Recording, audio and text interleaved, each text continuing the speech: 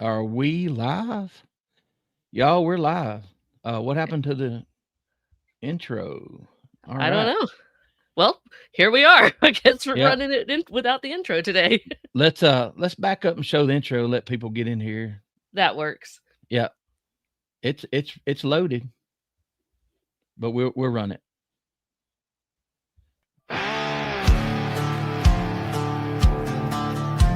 Welcome to Squatchin Holler.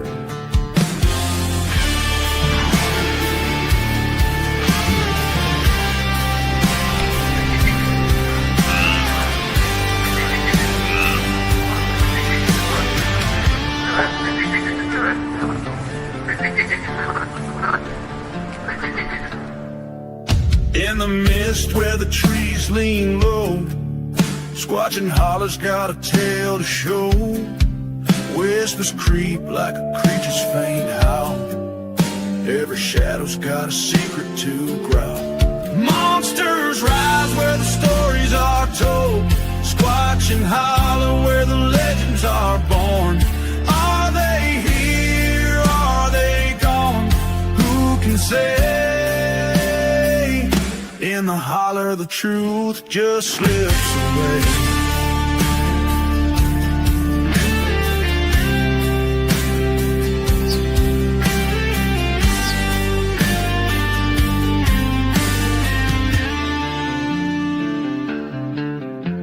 Huge footprints fade where the creek runs thin. A lantern sways, let the search begin. Rustling leaves, but there's no one near. Is it the wind or the beast you fear? Every echo's a question, every rustle's a clue. Squatchin Holler's got its eyes on you. Monsters rise where the stories are torn. Squatchin Holler where the legends are born. Are they here? Are they gone? Who can say?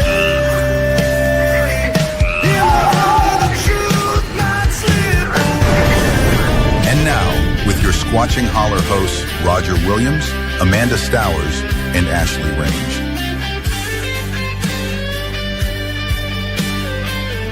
Remember, this podcast can be downloaded everywhere great podcasts are found.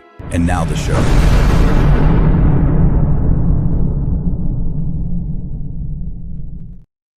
Hey everybody, how we doing? We are good. How are you tonight? Now that we've got our official introduction in. Oh man, look who's here. Oh, So, he made it. Yeah. So Travis was going to be a little late, but he's here. But I want to read something. I want to do our first holler mail, and y'all that want to send in an email. This one was the first one I ever received, and a lady had, like we all do, have an experience, and you look up the state. Well, she lives in Florida now, and I never got a chance to read it. So we're gonna try this with no editing. And if y'all want to send us some, I know some of you have, but this is how we're going to do it. So she tells me her name, but she doesn't want it used, so we'll just call her D. She said, I'm legally blind now, so I use a vision device and voice to type. So if there are a lot of mistakes, I apologize. She said, I have a Marshall County, Tennessee story for you. I lived in Marshall County, Tennessee. I believe we arrived in about 1971. We bought a house in Belfast. I was not blind then. I was a healthy young girl. I cannot tell you all the locations as I didn't drive yet, but I can explain the places. First off, let me tell you that I adored Belfast, Tennessee, and would come back if I could afford it, but rent seems so high. I live in North Florida now, and really would like to move because the town I live in here is so small they have no resources for me. And then she goes on. She said, I understand that Lewisburg has really grown since I was there. The house we lived in was 103 years old when we moved in, and it proved to be haunted. But that's not the highlight of my experiences there. I never saw a Sasquatch with my own eyes, but my daddy kept finding clumps of cinnamon colored hair stuck on an electric fence and the barbed wire around the place. He also found very large barefoot tracks. He became convinced that our property sat between two main roads. That how they sat between two main roads, one a highway. It was a drifter maybe living down by the creek. After that, I was not allowed to play down there. That was on our property. We had 33 acres. I saw the hair from myself, and I would tell my daddy when I found it. I saw impressions that were very large, but I did not see the one that my daddy reported with toes that was in the mud by the creek. He chalked the hair up to some wild animal that was roaming the place, but he figured somebody had come off the highway and was just living there. My daddy said the footprint by the creek was double the size of his foot. Then one day my dad come home after being on the tractor before breakfast doing the cow chores. It was winter and the look on his face scared us all. My daddy was tough as nails, so to see a look on his face, that look alarmed us. We asked him what was wrong, and he didn't say a word. He filled his coffee cup up, lit a cigarette, and put his head down and waited for my mama to fix his plate. He refused to talk about it, and after that point, I wasn't allowed to play in the woods anymore either. He never did talk about it, but I believe he saw what was making the track. After that, I was only allowed to play in the open field and go down one lane on my bike to get the mail and play in the dooryard. So it's probably the front yard of the house. The kids at school, one in particular that I don't know if they're still alive or not, who was my friend, I will not bring up her name. They lived up higher, and you had to take my dad's big truck to cross the creek and get to the steep path. Those kids that lived up there talked about some sort of hairy man, but that's not where it ends. Some weird stuff went on the property, like some throwing rocks at my daddy while he was running the tractor, which I got blamed for, and I had to pick up all the rocks in the field he was trying to plow, which I didn't throw them. Oh, and the only other evidence I had experienced was the howling. I heard it in the woods at night behind the barn in the direction of the creek where the woods were. We would sometimes sit on the porch at night and listen. So she goes on to say she did see some UFO activity, and she was just wanting to get that story out like a lot of us, have done. And that's what these shows are really for, it's kind of like a therapy. So I'm glad she sent that. And I'm glad I finally got a chance to read it. I had to dig deep into the emails. So y'all have our emails, send them to us, and we'll do that again. I'll let one of the ladies read the next one, so it won't be a lot of uhs and ahs and all that. So Hopefully I'll get something in that I can actually share publicly. I've gotten quite a few things, but out of respect for the witness, they've asked to remain anonymous or to not have it shared with anybody, which is pretty typical for people who share this stuff. So maybe Right. hopefully that'll happen. And we'll keep it quiet. We won't give your name, but if you want us to, that's fine. So ladies, tonight we got T-Carp, Travis Carpenter, and a lot of y'all probably heard his name. I heard his dad's name years ago, when the internet came along, and I was wondering, if anybody else in Tennessee seen a Bigfoot, because I wasn't talking about it then. So what you do is whatever state you're in, does Alabama have Bigfoot? Does Tennessee? And this gentleman popped up, and he's actually doing boots on the ground. I thought, oh, how cool. And it happened to be Scott Carpenter. And I was watching his videos, and it just made me feel so great that somebody else had experienced this thing. So we'll bring Travis in here, and we appreciate him coming in because I know he had a meeting. Let's add him to the stage. What's up, buddy? There Hey he guys, is. how's everybody doing today? Good. Thank you for joining us. Absolutely. Thank you for letting me join. My goodness, the pleasure's Well- all mine. Well, hey, I just told that little story just to let everybody know, and that we have to realize what we might mean to somebody else. It's just telling our stories or allowing them to send emails or whatever. And your dad was one of those guys. And I forgot how I watched like the best of the other day. That was the recent one. And I liked his attitude. I think that's what drew a lot of people to him. But how you been doing? I know you stopped by Tony Merkel's Yeah, a couple days ago. we had a really good time. So me, Tony Merkel, John Pounders, Brian from Visual Disturbance, and some other really cool dudes that you haven't heard of just yet, but you will soon.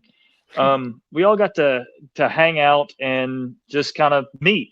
So John Pounders and all them had that had SpiracyCon up in Cave City, Kentucky. Well, they also had a conference here in Lenoir City. And Roger, you being from East Tennessee, kind of know where that is. Amanda, you may know where that is. And Ashley, I know you're in Washington. I'm the token Yank. Yeah, sorry. She's way out. It's all good. She's west of the Mississippi, so. Hey, I've never been west of the Mississippi. I don't even. They say it's out there. It's kind of like it's the moon for me. It's just way out there. I just don't know if it exists. Yeah, you'll love it. I can't wait to actually travel out that way. But we were all up in Cave City, Kentucky, and they found themselves in East Tennessee the weekend after. John wanted to meet up with Tony, and we got to sitting and talking and hanging out, and it was really, really cool.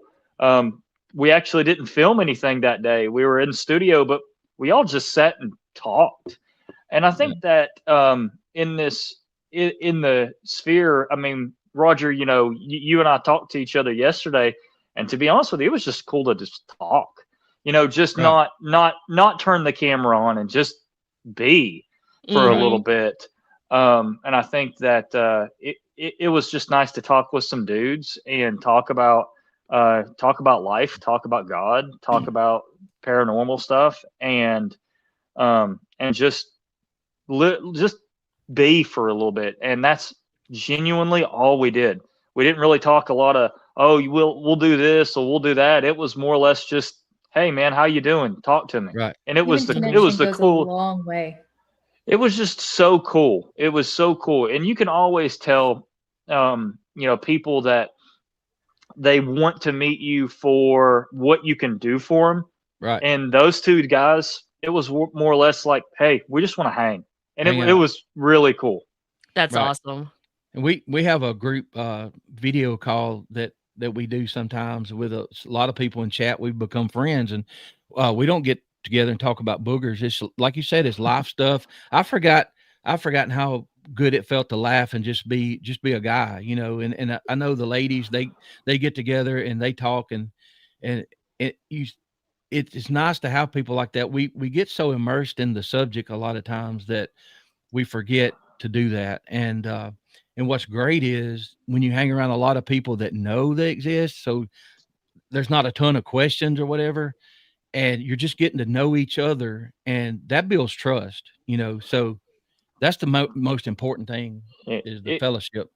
It did. It built a lot of trust. It built a lot of, they gave a lot of great advice, because there's things in this community that you have to, I hate to be this way. I know we're here talking about Bigfoot stuff. There's a lot of folks that, they want to talk to you and they want to love on you, and you want to love on them and take care of them. But there's some folks that also, they hide their mental health issues in the conspiracy realm, and you want to love on them and be there for them, but sometimes it's just you can't be everything for everybody, and that's a hard thing too. Is and you guys will realize this. Amanda, I'm sure there's a lot of folks that see you on TikTok and they come to see you at the museum, and it's like they genuinely want to have an experience with you, and it's like they think they know you.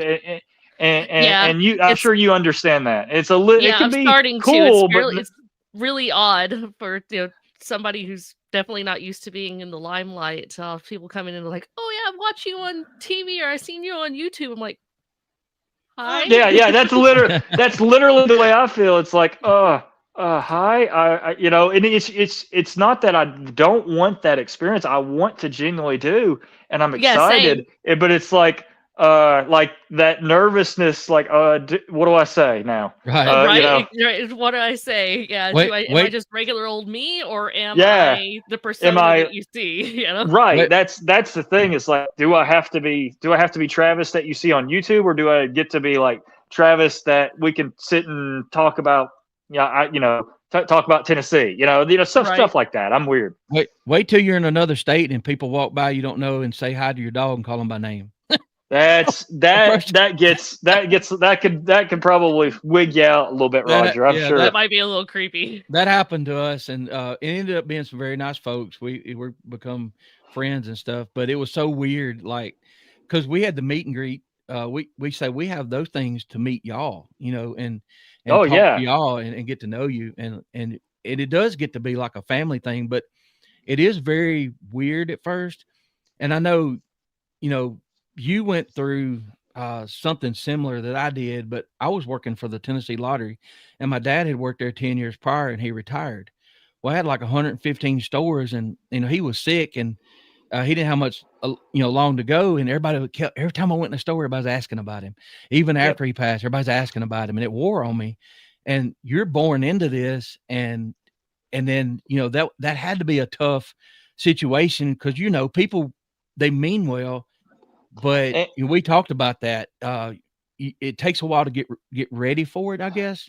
Yes, and it is something that I'm training and learning from these guys on how to do it properly. Because if I'm given this responsibility, I need to take it seriously, and I need to take it. And I'm not saying I'm not, but I need to take that mantle of, hey, I have the responsibility to not only care about my people, love on them the best way I physically and emotionally can, but also have a responsibility to tell the truth and not hide anything from them. Right. So, and that's one of the biggest things that, I feel like my dad did an amazing job of is not hiding anything. If he felt a certain way where it's like, hey, I feeling like this thing's this way and this, like they called Dad a loon for years because he talked about Dogman. He talked about portals, and we're going to get way into the weeds with this podcast. Everyone's like Bigfoot and Dogman, portals. Oh gosh. Lions, tigers, and it's just an average Thursday for us. Yeah, exactly. That's my kind of topics. And to be one of the first, you have to be so brave, to do that. And I was stunned when I'm like, there's actually people that are hunting these things or whatever. And I thought, well, that would be cool. Well, maybe it wouldn't, because you're on the fence, like, be careful what you ask Tony. for. That's yes. Right? Yeah. Be careful what you ask for. Definitely. Yeah. It's you start, and Dad, if you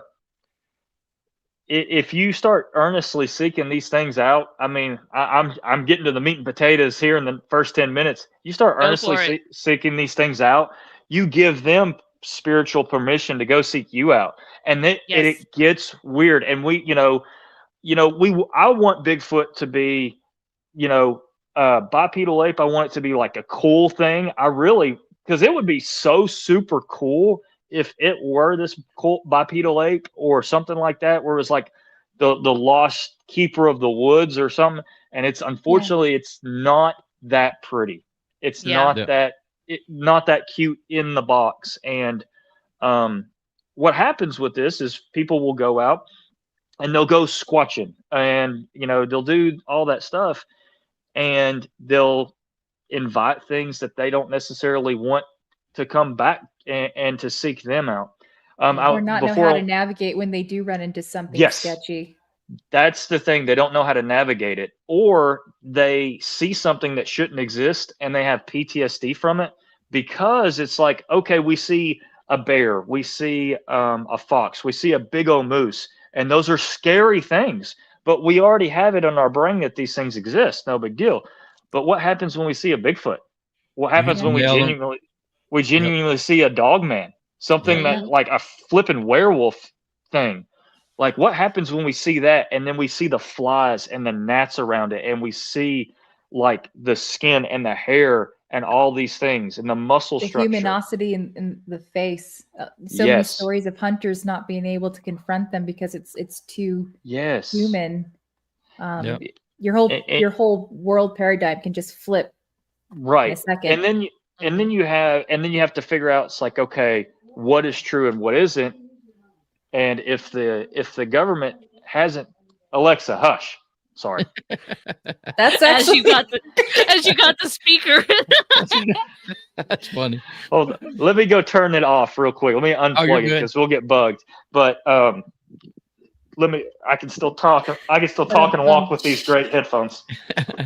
Well, you're good. You hit the nail on the head. I mean, that's what happened to me, and it makes you question everything from then on. If you're telling me we're so far, we say this all the time, we're so far past do they exist or not. Mm-hmm. We're not worried about that. We're worried about maybe what they are, how I don't know. We're trying to learn. Who's controlling them? Right. That's a big thing. There's some definite things, like who's controlling them, what's going on, all that stuff. If you guys haven't seen, this is my co-pilot. He's pretty awesome. So I know, looks like he wants a treat, Daddy. No, so can I be on the internet too, Dad? He can be on the internet all he wants. He's a good boy. All right, he's done with me now. But yes, it's like that was where Dad was getting to with this, because you'll have the footprints, and the footprints are awesome, and we'll have the hair, and the hair is awesome, and you'll see the wood knocks and the people, I know this is called Squatchin Holler, and there's nothing wrong with that, but we'll do the whoops and all that, but we're so far past that it's like, we're doing infrared cameras and back trail cameras, and we have the DNA samples, and then we know that they do X and Y, and we know that they he could do so many other different things with it.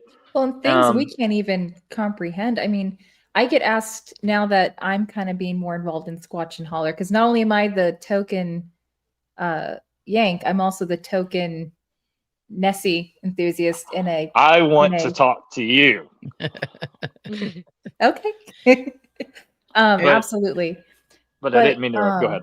No, you're good. No, but I've had similar comments towards Nessie, where it's like, yes, in my heart of hearts, I want her to be this Disney-esque, family-friendly plesiosaur type thing, because that's what feels good, right? That's what we want. And the thought of it being anything else is kind of scary. And I think when it comes to Sasquatch, like, the number one thing I get asked a lot is, I should rephrase, not necessarily asked, but brought up is, somebody would have shot one by now. And it would be like, okay, well, that's a big assumption on your part that people haven't shot these things, or that they haven't taken samples.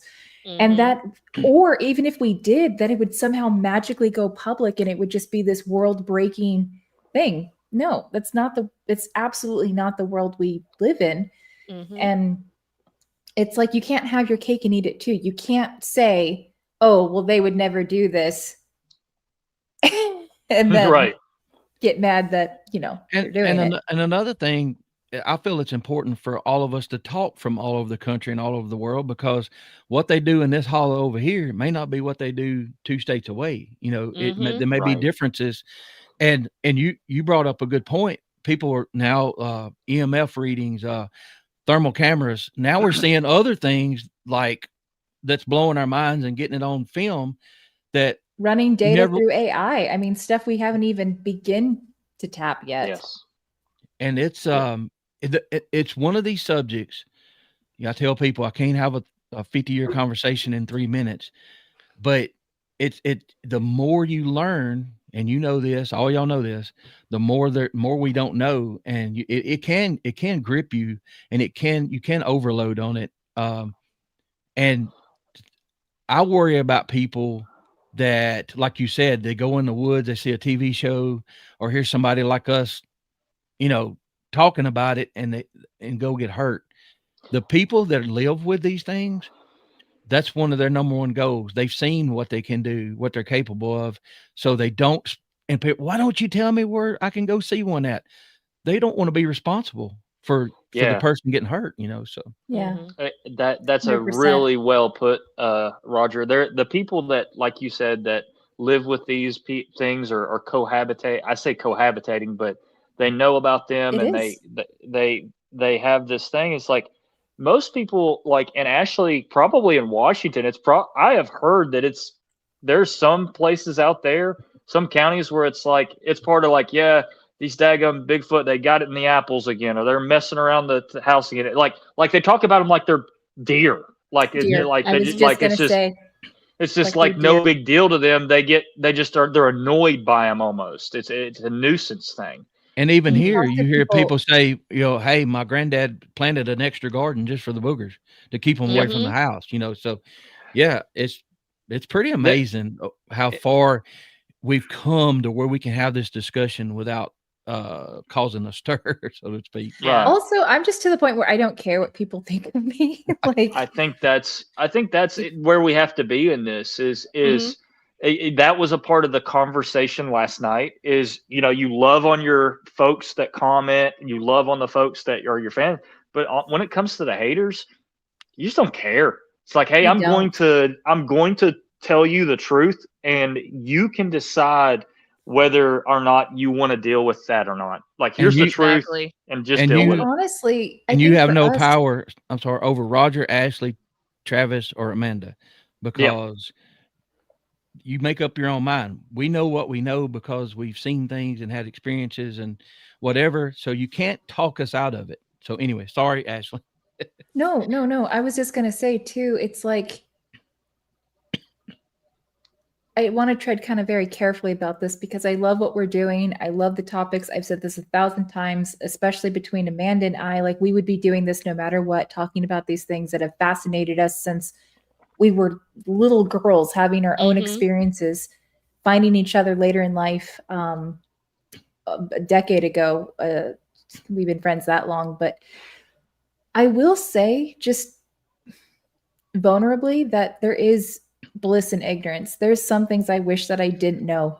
I agree. Uh, I know we've had Can that I- conversation multiple times that, we almost kind of wish sometimes that we could go back to where we didn't know the Can true I- truth about all this. Yeah, please cut in, Oh, Travis. No, that's so good, because I was literally, I really, man, can I read this blog post and Yes, a please poem that do. my dad wrote about Yes, please this do. very thing? So he wrote this this poem, or basically this blog post, in November of 2013, and it literally talks about this. He's called "The Loss of Innocence."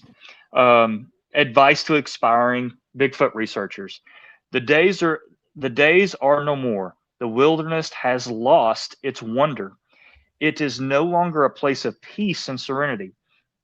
It all changed for me on a sunny June day in 2009 while fishing.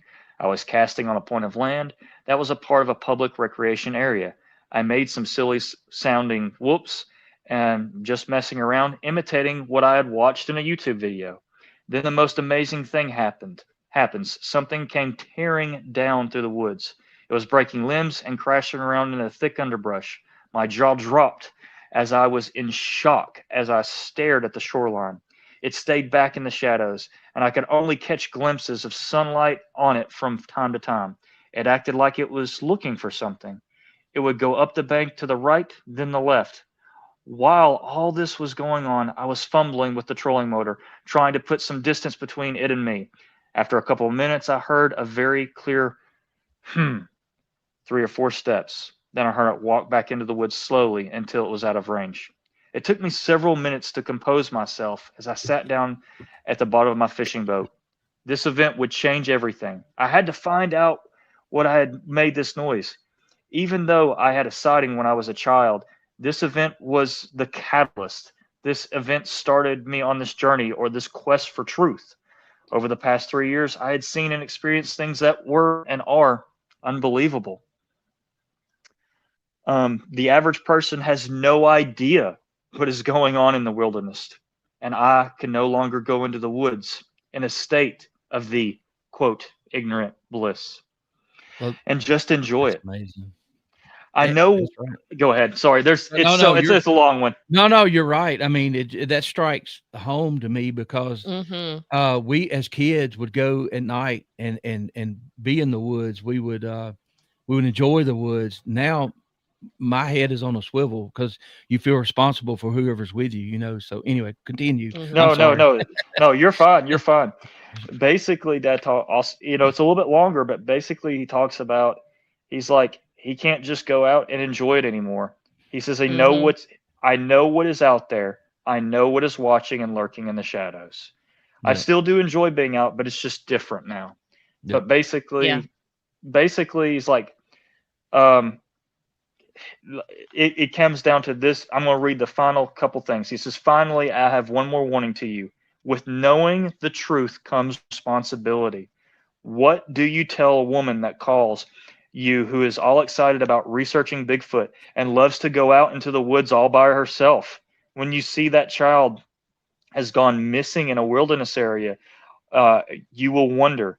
When phone calls come from scared people who have had Bigfoot habitation around their home, what do you tell them?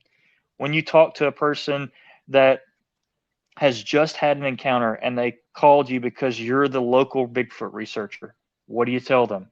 What are you going to say to calm their nerves? How are you going to reassure them that it's all okay, that they're not crazy, and what they saw is real? Some who research seek anonymity to avoid the above, but it will be difficult if you choose to go this route. You will be faced with choices to speak out or be silent, and there are consequences to both decisions. So that's Dad's warning to folks that, you know, that are in this realm. But some people, like I said, I didn't ask to be here.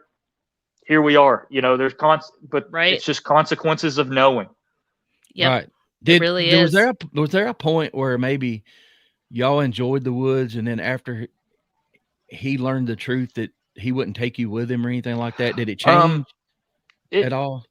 For a little bit, it changed, but then we made the decision that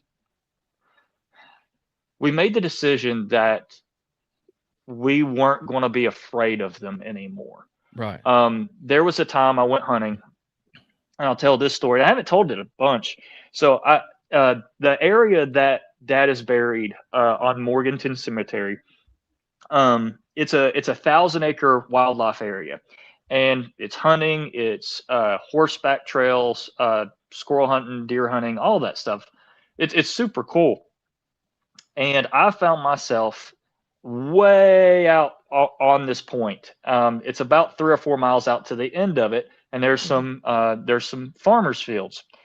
And I was stalking a doe, and of course I scared it off like a dummy that I was. And then I better head back. Well, I was stalking it, Roger, about 6:30 at night. Well, I wasn't thinking I had to walk 3 miles out. Back out. And, Right. and about the 7 o'clock, I realized I had done screwed up because pitch black. I had a pin light with me, and that was it. Oh no! And I called Dad. I said, Dad, I'm scared to death. So where it was is where we walked is down this trail, and they cut this pipeline trail basically to just keep the pipeline clear. But the sides of it, they'd let grow up a little bit. Well, if they, a year's worth of growth is up to your head. So I'm walking down this trail, and I've got, it's right to my shoulders. This stuff's touching me, and it's just right there, and it's pitch black. And you talk about as scared as I could be, because I'm in Bigfoot dogman country. Like, I know. And so I'm calling Dad, and Dad's basically said, it's like, Travis, greater is he that is in me than he that is in the world. And just, man, I said that for an hour and a half walking out. Yep. I said that for an hour and a half walking out. And you talk about, and you talk about getting the royal escort out. You could feel them. You could feel them right to the right and to the left. Like, how they don't walk exactly to the side of you. They'll walk like that 45-degree angle. Like you can hear that.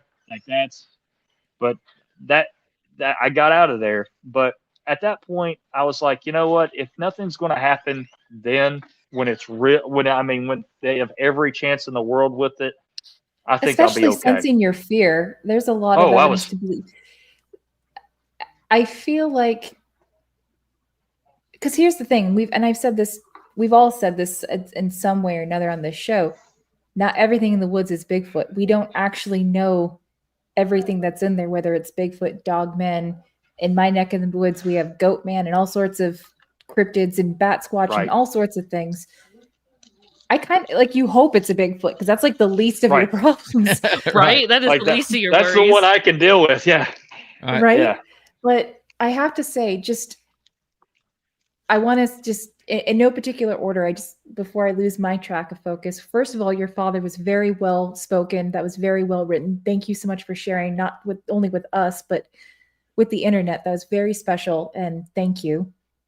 I think those are, especially now and I say this with Amanda all the time, I personally feel like the veil is tearing, and it's not that there's not too many people that make fun of me anymore for this kind of stuff, because everyone either is having an experience or has somebody in their life that they love and trust having experiences, and it's becoming more and more real. So as Roger has said multiple times, this is why we talk about it. And I also just want to publicly applaud you on your faith and how I think so many of these, as you squatchers, whatever, people get out there and they're excited to go find, a critter, and they're not prepared. And we're not just talking equipment. I think you have to armor up in not only your everyday, but especially if you're going to go look for these things. Amen. I think people need to know that's the number one thing that you can have. And I'm not trying to push my faith on anybody by any means, but it's, again, ignorance is bliss. The more the more you go down this rabbit hole, it's there's so much we don't understand. What was your dad's how did he feel about some people thinking that some folks are chosen or tagged or whatever, like once you see something and you, because I've been told stories where there's been we've talked about the face emotion or shock or wonder in this creature, and when a person and one walks up on each other or whatever, and they're just as shocked as the person. So when you become a knower, for lack of a better word, I've heard people say I like that. I've heard people say that's what most people usually use now. Yeah, it's like, once you've seen them and either the veil is broken or the secret is out, like, you tend to see more things. Did he have an opinion on that? Yeah, absolutely. The way he thought about it is like the way he said is they know that you know. Okay. And there's a weird thing there. He definitely believed in that connection. And he would say, it's like they know that they know that you figured it out. They know that you know. And he would, I don't know if like the whole chosen thing. I think that I don't know why. Mm-hmm. But I think that for some reason they picked that out and they chose him. Chose is such a bad word. I don't know how to say it better. But he was trusting. Maybe. Well, because I was thinking while you were reading that, and Ashley touched on it, he was the perfect person for this. Because he could get the thoughts out and put it in words where maybe some others much can't. Better than me. Right. Yeah. Me too. Yeah, he much was very better good than at me. That. He did such a good job of saying it in layman's terms gently for folks. Mm-hmm. And the way he put it is, he said, if God had kind of given him the download immediately, I don't think he wouldn't have been able to handle it. Right. Mm-hmm. But now that it was a slow build, it was a slow burn, it's like, okay, these things exist. Not only do these things exist, they're intelligent. Well, if they're intelligent, what does that mean? Oh, they're a human hybrid. Then there's more things out there like dogman, orbs, just so many other things that Dad caught on camera. And then it builds upon itself, and then it leads into, okay, then you have this and this and this, and then I guess that like Ashley, you said it so well. I'm not trying to push my faith, but at the same time, everybody has to understand where my worldview comes from. I'm a Christian. I have a biblical worldview, and all of that, all of the things that I see are going to be filtered through that lens, through that worldview, just like my dad said. And so if I have that worldview, like I'm going to have that explanation for all these creatures, and I'm going to have that biblical explanation for that as well. So I try not to push that on people, like you said, but at the same time, I kind of am. Yeah, I feel you. I'm kind of in the same boat with that as well. I said I don't, try to push it in people's faces, but I'm very open that is my faith and my understanding. But you also have to look at it playing devil's advocate too. That's where our mindset and stuff, where we're trying to come to understanding with something that is supposed to be more or less ununderstandable, or something that isn't supposed to exist. So you have these people out here who are looking at it from a flesh and blood standpoint, trying to look at letting science try to explain these things. And that's okay. That's where their mind is at. And so if we can get past the egos and the people getting, for lack of a better word, butt hurt about stuff. I love that's my favorite word. Favorite word. Yeah. And if we can get people on both sides to come together and just have conversations like this, you would be surprised how many times we all actually have a lot of the same thoughts and ideas. And is it could not find some more pieces to the puzzles? Well, is it not amazing that you start peeling those layers of the onion back? Like I told Travis, I was watching his dad back in the day. I wasn't ready for what he was saying. Now I'm ready for it because I've advanced and peeled those layers back. And the more you peel back, the more truth, and it does lead back to your faith. You know what I mean? So it's like a confirmation, and it's so weird that I did not expect that at all. So yeah, and I think that too is, and I understand what I say is very, like, it is absolutely bizarre and crazy to people. Like I understand that. It's like, whoa, like, I'll still get the questions, do Bigfoot exist? And I'm like that tree exists over there. Yeah, absolutely. Right. It's kind of like I a duh exist, thing. you exist. Do we count as existing? Yeah. So I'll get that, but and I understand that there are people that are not ready to hear what I have to say, but when they are, I'm here for you. I got some really cool stuff. I can tell you some insane stuff. I can prove scientifically that not only Bigfoot exists, but it's a heck of a lot stranger than you ever thought. Yep. And but also at the same time is, I do think that pop culture has pushed this agenda too. I do believe whatever in pop culture that makes them have to tell us the truth, Yes. and kind of hide it in plain sight, whatever that is. Kind of like Da Vinci back in the day, right? Yeah, exactly. They tell you what the devil's greatest lie was convincing the world he doesn't exist. Yeah, exactly. With I know with a lot of these folks, I believe it's, they believe you have to tell, like, they believe in karma. So their karma is they have to let you know what's happening. Then you're actually not like lying to them, and it's super weird. But that's what they believe, man. And they tell you all this stuff. And I would look at the movies like Splice and things like that, and it's like, that's what we're seeing with the Bigfoot now, or these cryptids. Now the big question is it a spiritual thing that's happening, or is it like governmental thing, or both? That's not to say or both. Yep. So a lot of people will be like, well, Travis, this really sounds like a Nephilim, and that's what Dad talked about. He wrote a book about it. And then it's like, well, if they're Nephilim, could they be like government? And I'm like, absolutely. What's the what's a Bigfoot? A Bigfoot is the best super soldier you've ever seen. Like 10-foot, 12-foot tall dude that can live in the woods. Doesn't have to, doesn't need any physical thing. Can hide from anybody, and as strong as you've ever seen. We talk about Captain America. A Bigfoot's 4 Captain Americas on steroids.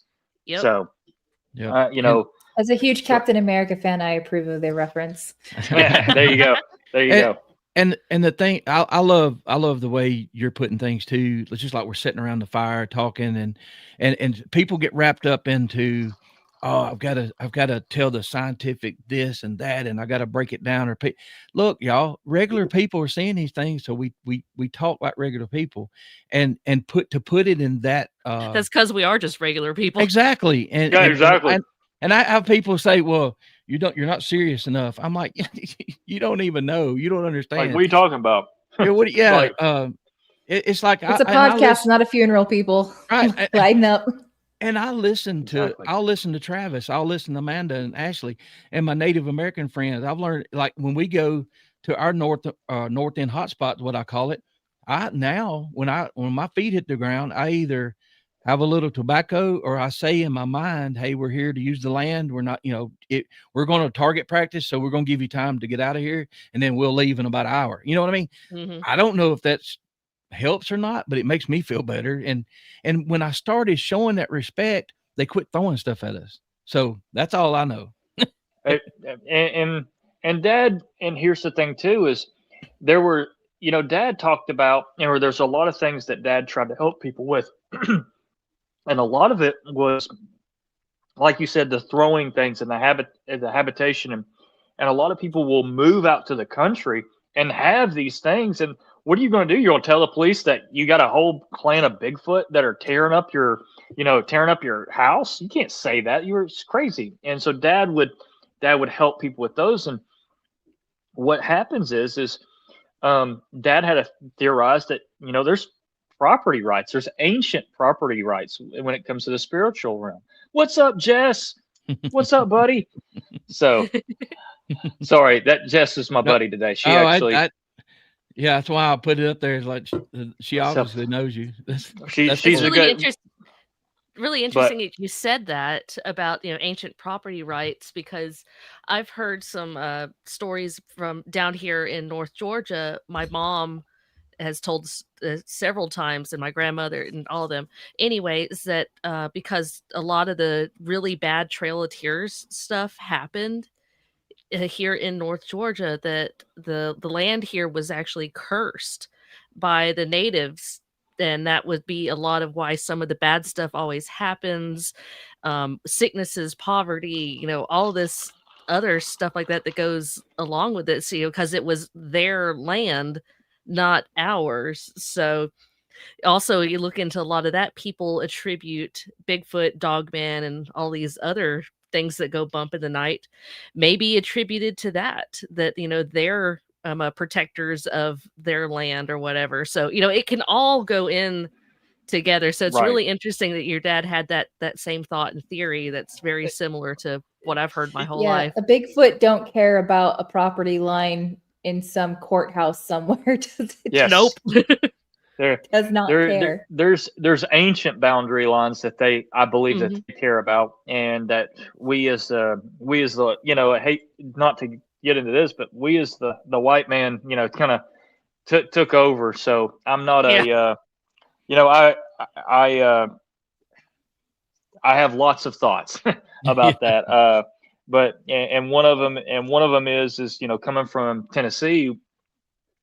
Tennessee was named after the Cherokee capital, Tennessee, and I'll be living closer when I get that new house, but I live like right by the Cherokee capital, and I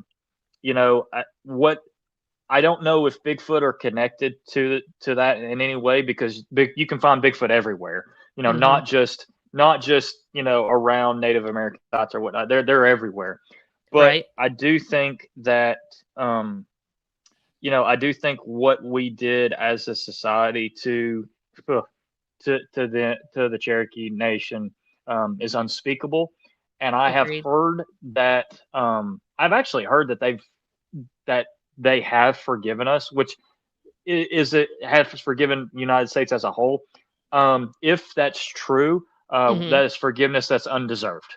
Yeah. I don't So that's disagree with you because there's some really dark stuff I won't And right, mention right. on here. without But yeah, without getting just into it, just in my area. that's why we Right. need to know history so we won't repeat the same mistakes. Bingo. Agreed. Yeah. Absolutely. Bingo.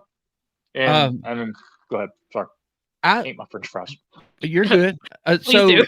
all of us have talked to people that have seen these things, and we talked about one thing that that shocks people is actually the face is more human-like than they. And of course, I play with AI and nothing serious. I don't say, "Hey, this is."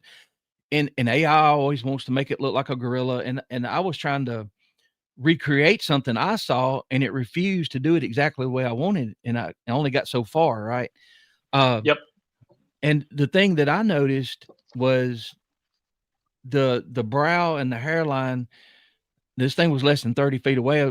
We had the thermal going, and the nose came down. It was very long, and I'm like, am I looking at a Bigfoot? Am I looking at a demon? What am I looking at? Mhm. Right. And it definitely was moving. So it gave me a better understanding to the witnesses who have come to me since I started doing this, the fear and the confusion when they come face to face with these things. Right. It makes So sense now.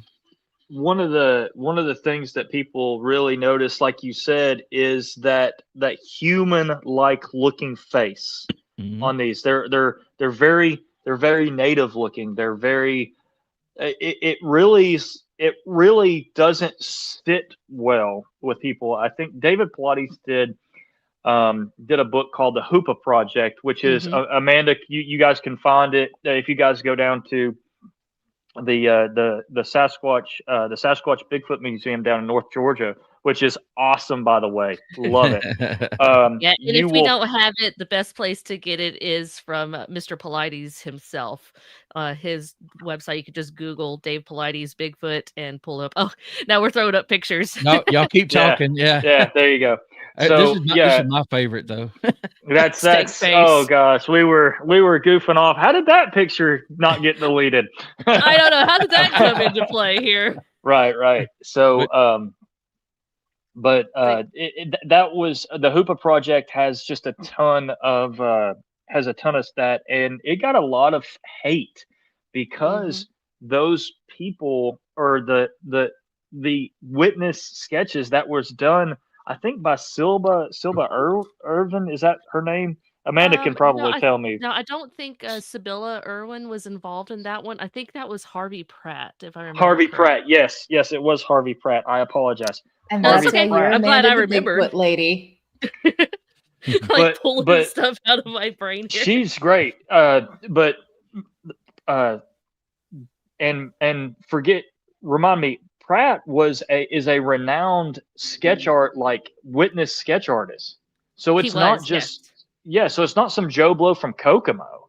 Like knows how to do this, does these witness eye sketches, and it's coming out looking human face with the just covered in hair and all that. And yeah, that's almost,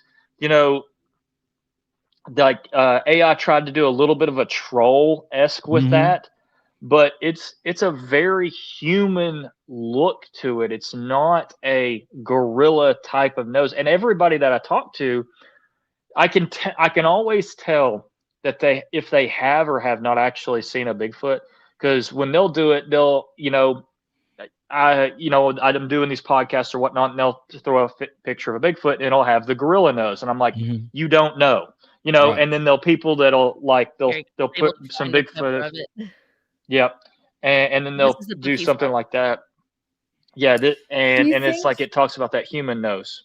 What do you guys think came first, Uncanny Valley, as far as like these Bigfoot creatures, supposedly what we're seeing them look like, or do you think the creatures have been around and then we developed the concept of Uncanny Valley, kind of had nothing to do with them, even though it fits?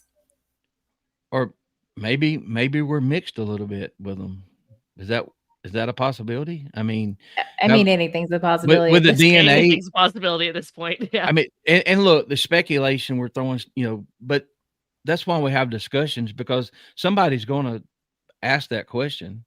And to me, seeing this thing and then immediately trying to get back and get AI, and it's 90%, y'all. The nostrils were I'm going more to pull it under. up for you, The Roger. nostrils were more lower under the dip there, or where the nose turns Right. under.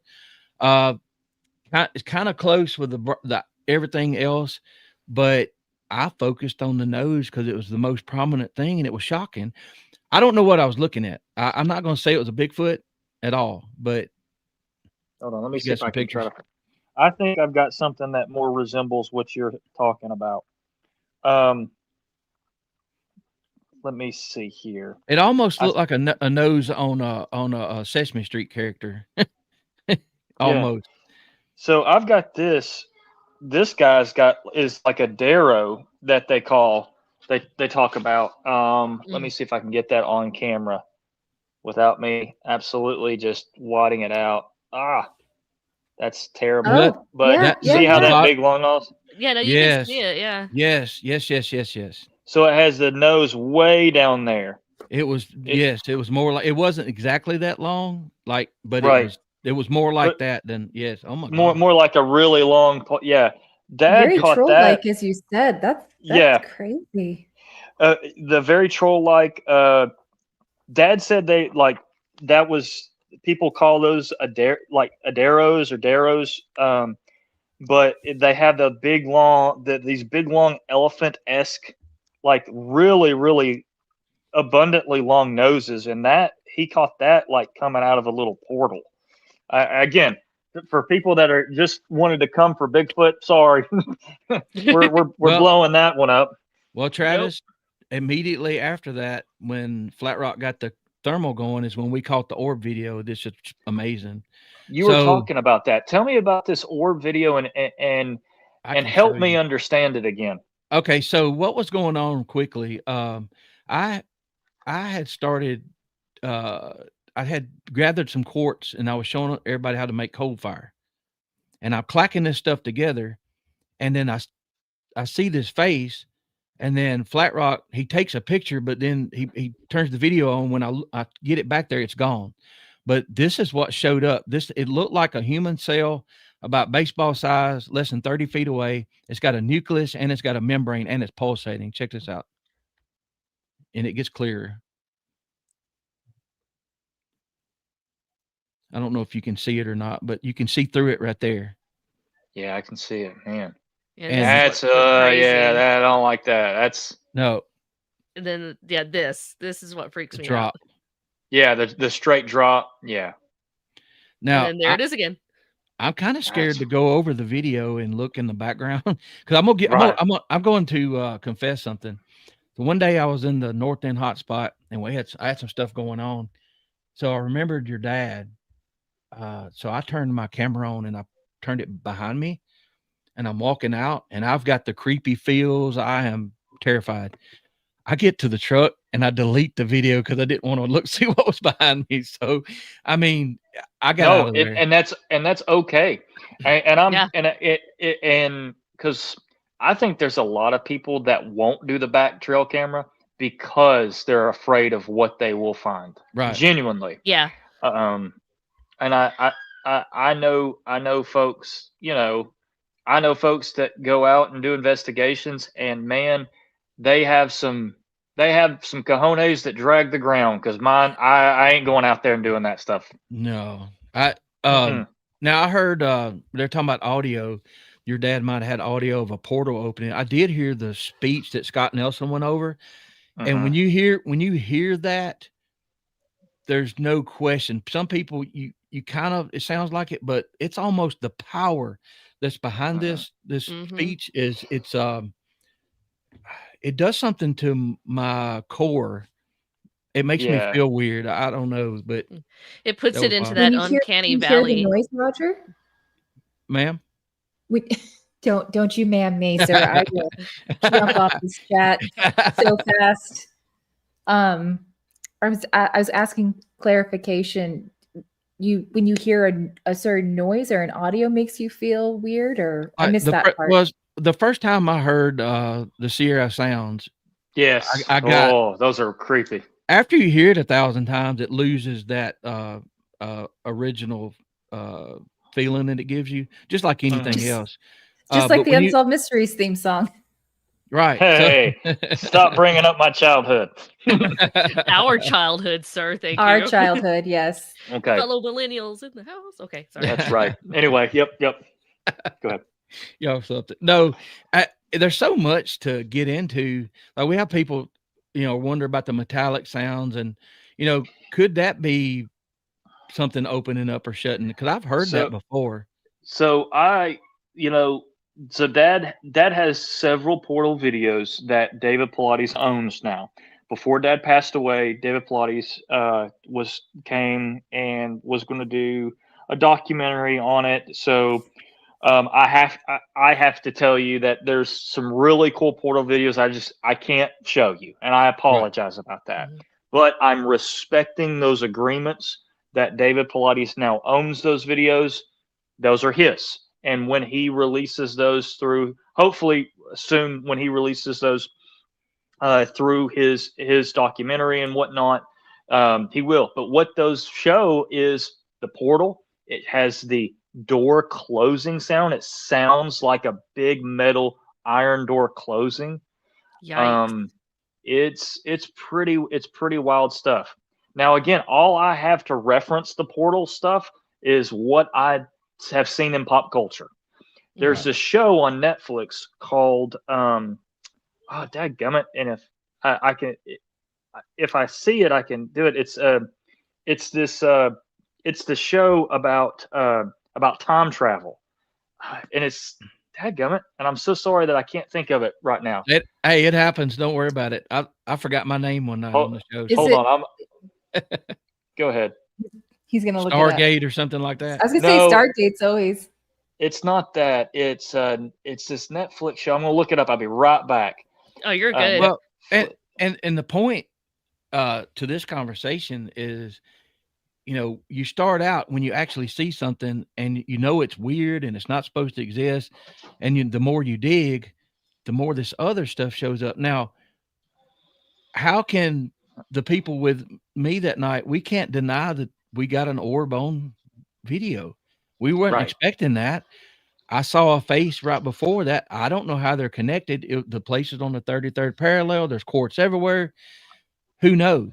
But the fact is, it happened, and I don't know why. I don't know. Right. And I'm not going back there. I'm just telling everybody right now. I heard that. I've had enough of that place. So. Yeah, and we'll get into that. The show is called Dark. And if you watch it, it's really, really, buddy. If you would like to binge something for a month, holler. It is Dark is a great show, and I kind of going to spoil it a little bit.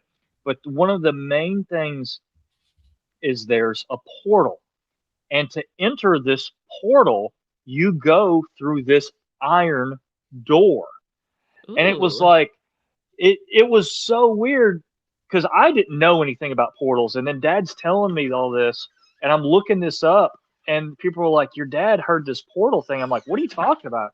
Dad never talked to me about this." And then I go start looking through the archive of the things, and I'm like, "Oh my gosh, he did talk about portals, and he did have these iron door sounds."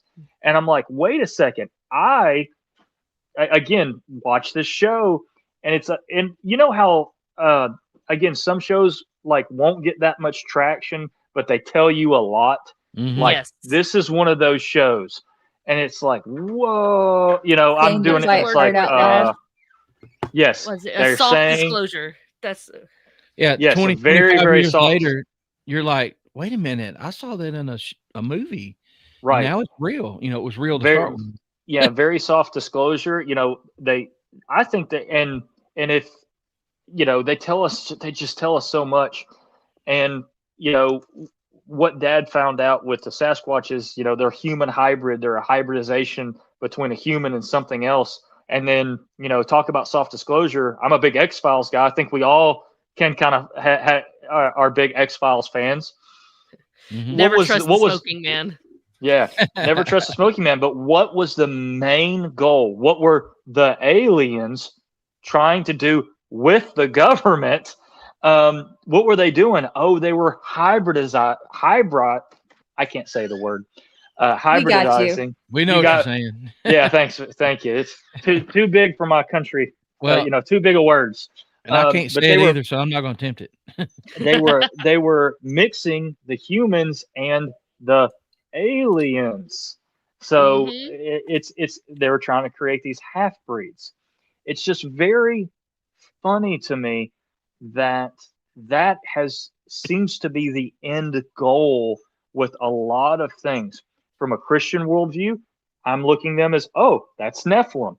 From if you want to use a scientific worldview, oh, the alien creators are trying to for us to be better. If you want to look at from the sun. Bingo.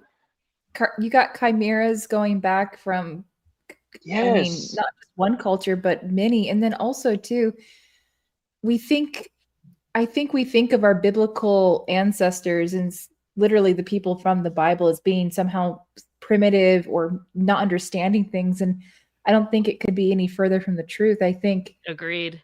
Yeah, amen. And I think too, once you start talking about modifying our very essence, our very DNA in a way that was not intended or natural, it gets into some really dark, murky territory really quick. There was a show, I got maybe 5 minutes into it and I had to turn it off because my discernment wee-woo was going off. I love that. But it's called Sweet Tooth. And it was I finished watching that one not too long ago, and yeah, holy crap, the discernment, like the whole time. I ended up having to finish the show because unfortunately I got sucked into it. I'm like, I must know how it ends. But yeah, that was crazy. Well, but sidebar to that real quick, I'll say a couple of things. I'm trying to say 3 different things here at once. I'll just always preface, just because I'm given discernment over something, that was for me. Unless I'm led to say, hey, Amanda, I really don't think you should be watching that show, I would talk to you about that privately or whatever. So just because I'm getting something that says, hey, Ashley, this isn't meant for you, that's literally on me. I'm not telling anybody else they can't watch it or enjoy it. I mean, I watch a lot of things I probably shouldn't watch, but I'm just saying for that specific, this Sweet Tooth thing, it looked interesting. The effects looked good. I went to go watch it. And like I said, 5 minutes in, I felt just like, no, like, and not even it was so clearly no, like, all right, turn it off. But I think, and same thing with like Stranger Things. I love Stranger Things. Season 5 is coming up. I am so stoked. I have a whole plan to watch season 1, episode 1, all the way to the beginning of season 5. Like, I'm set. Some people can't watch Stranger Things for the same reason. You got MK Ultra, you got the portals opening, you got things yeah, I haven't started watching it for those reasons myself. I'm right? Just like, do I want to go into that or not?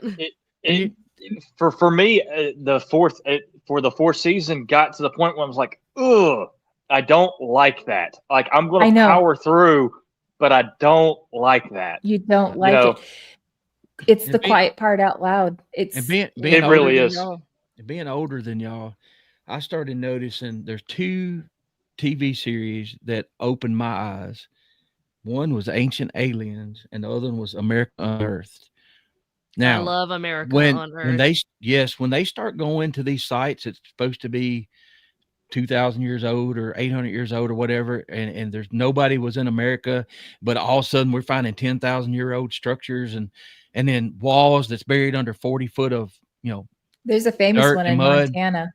Yeah, they're everywhere. And these shows, it's almost like Travis said, they don't catch traction. You're like, hey, have you ever seen America Unearthed? And like, no, I don't know what you're talking about. And I'm on the edge of my seat. Like, why is that in Georgia? Why is that in New Mexico? Why is this blue paint that comes from New Mexico in Georgia from, 1,000 years? years ago, whatever. So And, and and, and ancient Roger- aliens kind of did that also with the structures and how things were built that we can't do now. And I'll get off my Bingo. stump, but no, I know, Roger. I'm going to hop. You get off. I'm hopping right back on it, buddy. Right? We talk about, people are like, well, we would know that this stuff in history and all this. It's like, do you understand what we call history? Like We can't even agree on who assassinated Kennedy, and that was on film not Exactly. even 100 years ago. History is written by the victors. Bingo. And history is written by the victors, and history is written by, those in power, like you said, those in power. Agreed. They do. There's things that they don't want us to know. There's a reason why the library in Alexandria, was burned. Yes. There's so much, like they didn't just burn that. They make sure the library, there's so much that we have zero clue about history. And we think, like, here's a good example. They think that King Tut, they built the pyramids for him or something, or whoever. No, they've never built found for. a mummy in a single pyramid Yes. ever. Not just They not have no just- idea. yeah. And some people are like, well, wait a minute. I thought I was going to watch a podcast or listen to a podcast about Bigfoot. This is It's all right. intertwined. It's all intertwined. And Taking a word from one of my other favorite podcasts, Bigfoot is just the gateway drug, for lack of It a is. better Bigfoot is just the terminology. gateway Once drug. you Yeah. start Well, looking into Bigfoot, unless you just have blinders on or just some major cognitive dissonance, you start going down these other rabbit holes. Well, As that's soon what as I you was find an saying. answer to something, you start finding 20 other questions. Well, that's what I was saying earlier. I was trying to make, Bigfoot, the subject of Bigfoot, people that are shown these things and go digging for information are finding these other truths like we have if you dig far enough. So Right. it's almost like it's not an accident, and maybe the right people are being shown things. I don't know that to be a fact, but it has felt that way in my life. There's things that I've seen and experienced. If I'd experienced them in any other order than what they happened, I might be in an insane asylum right now. So Yeah, Well- absolutely. I think Flat Rock said it really well. It's like, what is science? It's paid. It is paid government propaganda. My dad found that out with doing and contributing to the Bigfoot DNA study. It's like it's the most scientific, rock solid thing that you've ever one of the things you've ever seen, and it was filled with massive amounts of money and people trying to get it stopped and get Show it us to the not bones, happen. Smithsonian. We know you got them. That's right. But it's about as rock solid as you're going to get on a study. I don't think anybody's ever going to pay any more money ever again. I know Mr. Erickson at the very end of it, he basically said that people are not ready for the truth, and They're not. he's like, They're really not. they're just not ready. They don't want to know because the truth. We say the truth will set you free. I don't think people want that freedom. They like their nice little quiet box. And if their little box gets destroyed, they have to deal with the cold, hard reality of this world is nowhere close to as safe, to as normal as people think. Yep. Amen. Yep. That's why I say it's hard to have a 50-year conversation in 3 minutes, because it goes so deep and it goes in so many different directions Really quickly. It's really It does. quickly. Yeah. It just amazes me. My friend Don Odom, a lot of the original people that started watching when I first started a couple years ago, they know Don. He's my former game warden buddy, but he's into all this stuff, and he's trying to tell me I said, Don, I can't take that right now. And he laughed at me because he could see me evolving, like what I was ready for. And he said, you remember I told you that in 1998? And I'm like, yes, I know, but I wasn't ready. So I've been there myself. And And I understand. I'm not going to push anything on anybody. But if you come to me and ask any of us, then a lot of people laugh because something scares them. That's a reaction. And you've got to realize you got to be strong doing this. The people that are trolling and making fun, they're the uneducated one, and that's okay. Right. Yep. So you got to be confident in yourself and have enough confidence to, you're going to put it out there. People going to throw darts at you, but you know what? If I'm telling the truth, and it's what I believe it now, I'm fluid. If Travis, we sat down around the campfire and you explain something to me that makes sense that I didn't believe in or whatever, I'm going to listen to you because I've evolved so much with experiences. So anyway. And there's and same with you, Roger. There's people that know so much more than I do about this. Was I privileged enough to kind of be born into this? Yes. But does that mean I know anywhere close to some of those guys out there like yourself, like L.A. Marzulli, like I got to sit down, like I said, with Tony Merkel and John Pounders. Those guys have interviewed, and they're talking about people that I'm like, I don't know what to say or what y'all are talking about, so I'm going to sit here quietly, Right. and try to take notes. It all in. Yes. Yeah, exactly. Yep. And they're talking about this and this person, they're interviewing this and this, and I'm like, oh my gosh. So, you just take it all in, and because like you said, there's just so many things out there that we don't know, and there's people in this space, in this arena that have been doing this, and like Eric said, people aren't ready for it, and they're trying to tell us little this and that, and sometimes we're just not ready to hear it. Well, I do know this. If you jump up on the table and scream and yell and whatever, that's not going to help. You have to be patient. And we had talked about changing the public mindset. It's not a quick thing. It's not. Nope. It's not going to happen overnight. And some of these little shows, some of these conversations, some of the meet and greets, the meet and greet you had a couple of days ago with those guys, that's going to change things because it gives us something to actually talk about. Now, I could do 5 shows a week and do entertaining and stuff. That we want to entertain because we want to grab you so you'll listen. And also I want you to listen because you can teach us something, right? I started this to learn because I can ask questions, and I have seen a huge, because y'all being 54, I'm the old guy here. When I saw the Bigfoot when I was 14, nobody was talking about it. Absolutely nobody. And with all these shows that have come along, Monster Quest, Finding Bigfoot, and all in the movies or whatever, you touched on it earlier about the mindset changing because it's everywhere now. Now, it is a big joke to some people, but to some of us, it's not. And that's why I'm here 40 years later talking about this, because I started selfishly because I wanted to ask questions and learn. But then when I figured out that it was helping people, then I'm like, hey, let's get Travis Carpenter come on and teach us some things. So. I don't know if I'm going to teach you anything. I just like hanging out with you. Oh, it's cool. Yeah. Hey, anytime I'll come over there and hang out or whatever. I know where you're at. I heard that. We'll go. We'll beat on rocks and start friction fires together. That's that's my thing. You're talking about doing that, and I'm like, I like that stuff. That's my jam. Yeah, I saw it on TikTok, and it got us eat up by Bigfoot, and the orb almost got us. So I don't know. I may not be doing that again.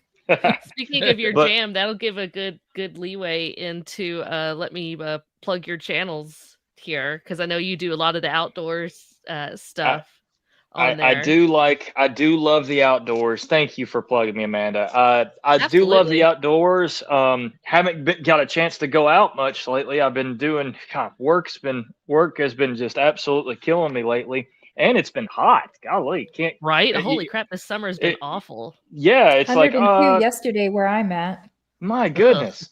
So yeah, you walk out here in the East Tennessee sun and this humidity, and North Georgia is even worse. But walk out in here in the East Tennessee, and I'm like, it's too hot. I'm just gonna wait till fall. It's kind of So like being underwater a little bit, oof, taking a breath. It's rough. yeah, it's bad. But going back to the Bigfoot stuff and all that, I think my dad wrote this book called the Sasquatch Awareness Project, and I'm terrible using this stuff. I've got the blur filter on, so forgive me. But he wrote this book called the Sasquatch Awareness Project, and it's like awareness. What do you mean Sasquatch awareness? And it's mainly to kind of be a very quick easy read that tells you what they are, what to do, XYZ, and the whole point is to bring legitimacy to the folks that have had these actual encounters, that want some real answers, that want to know what's up, and to help people that's like, if you have had an encounter, you're not crazy. Right. There's so many people. I'm sure, Roger, you talked about it when you were 14. It's like no one's talking about this. I can't tell my buddies this.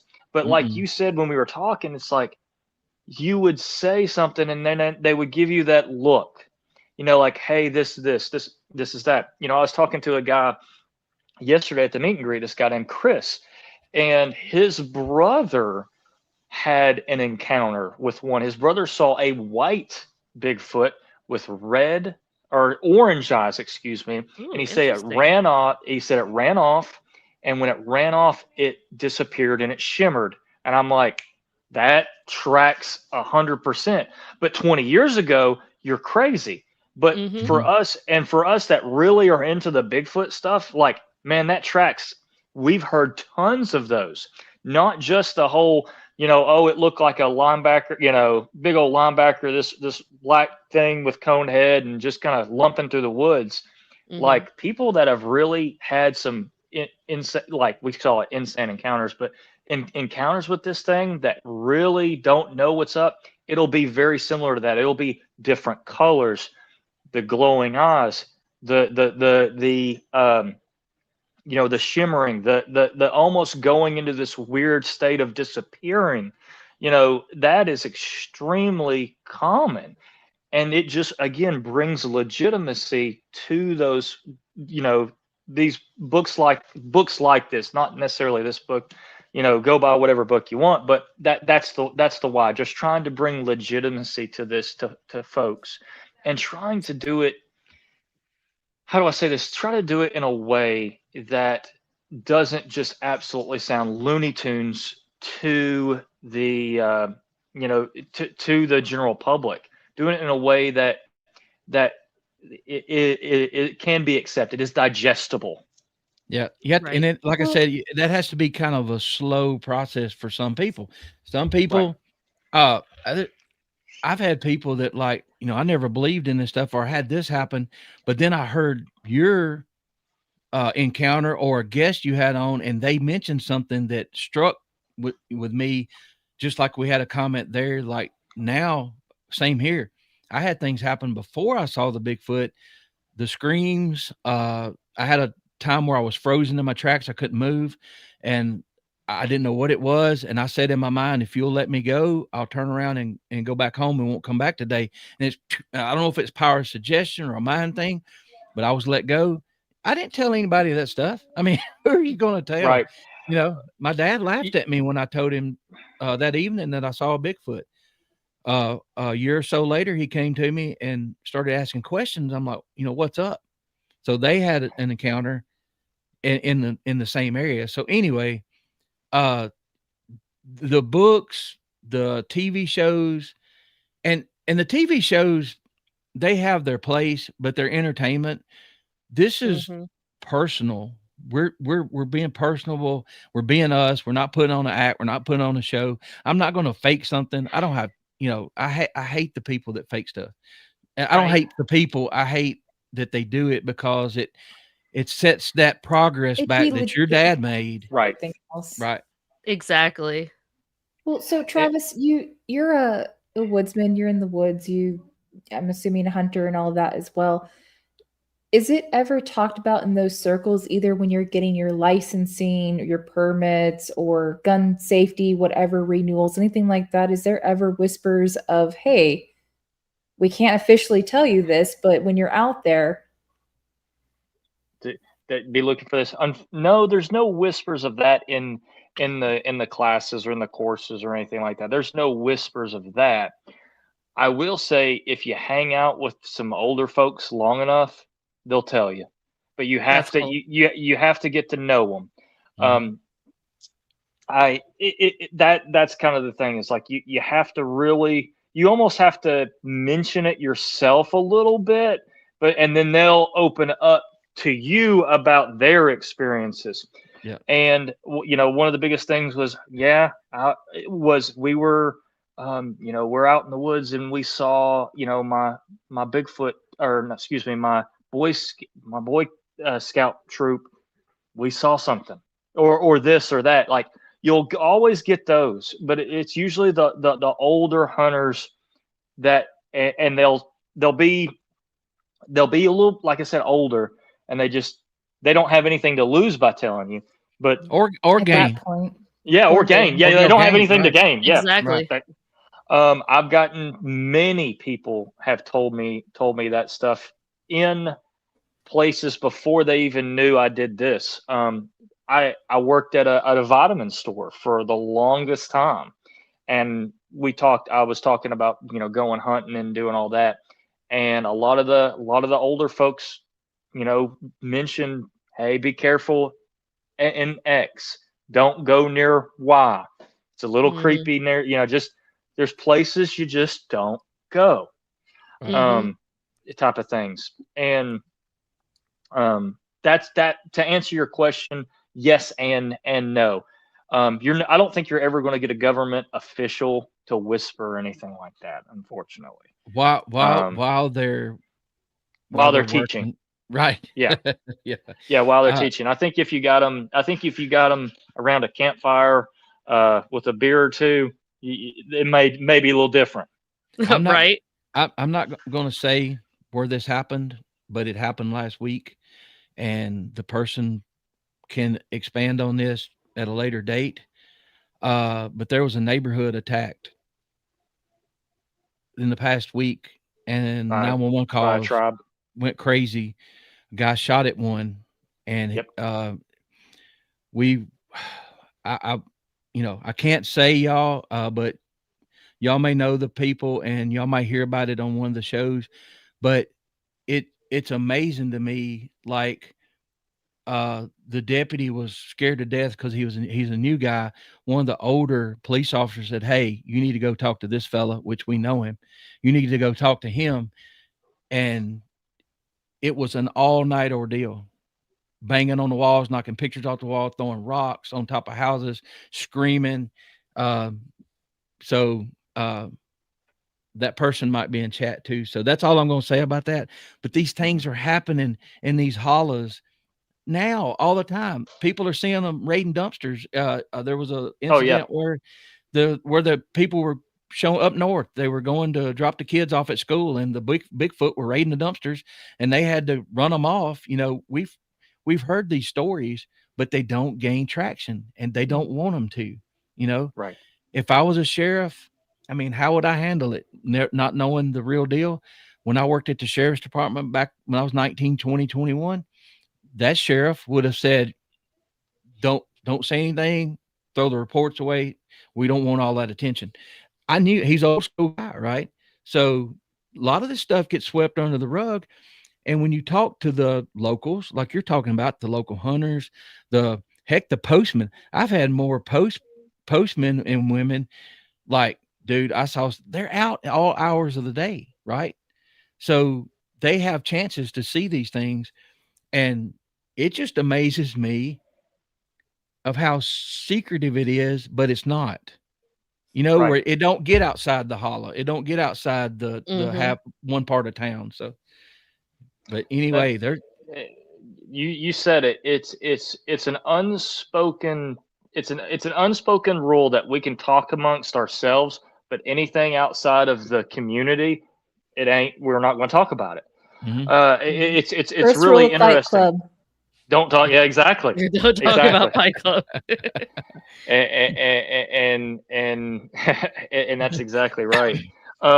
But it's funny how you mentioned that they're in dumpsters, or they're doing all those things. Dad had those issues too. He had them coming to his house, and I actually talked to a lady from Dad's neighborhood, that she knows where I work, and I'm not going to, and she actually was just coming to work to get some things done, and to actually get services. And me and her were just talking, and I had met her at the Gatlinburg show before, and I was like, just reaffirming these things that Dad talked about actually happened. Like, there was police, there was a peeping Tom, Bigfoot, all these things happen. She's like, absolutely, this stuff happened. I remember being that, all that. So it was amazing to have that second source kind of confirm that what happens when these things like start coming. It takes, you're not the only one affected by it. Right. There's multiple ones. I'm sorry I'm putting you to sleep, Ashley. No, Did she yawn? no, I'm it's kidding. not you. Well, heck, it's I'm like kidding. 4:00 in the evening there, right? Exactly. What 6:30. was it? 6:30. My gosh, my day starts at 6:30. I'm kidding. Yeah, I know, right? It's been nice to see, people like your dad. He's you could name on one or both hands people that have influenced this subject for the good, and your dad has to be way at the top. And I appreciate him doing what he did. What was his advice to you? Like, did he want you to carry on? Did he want you to try to find out the truth, or what was his advice to you? There's no way he expected you to be like, yeah, Dad, I'm going to go sell tires or something, like, or just so it was, that's a good point. So basically for me and Dad, it was just like, here's the truth. What do you do with it? Like, Right. it was more or less like, it was just a part of everyday conversation. I know that sounds crazy. It was like, hey, Dad, how was your day? Oh, how about them Vols? What's going on with the Bigfoot stuff? And like that's just, Yeah. that literally, we would, that's just what we talked about. That's what we did. That's how we hung out.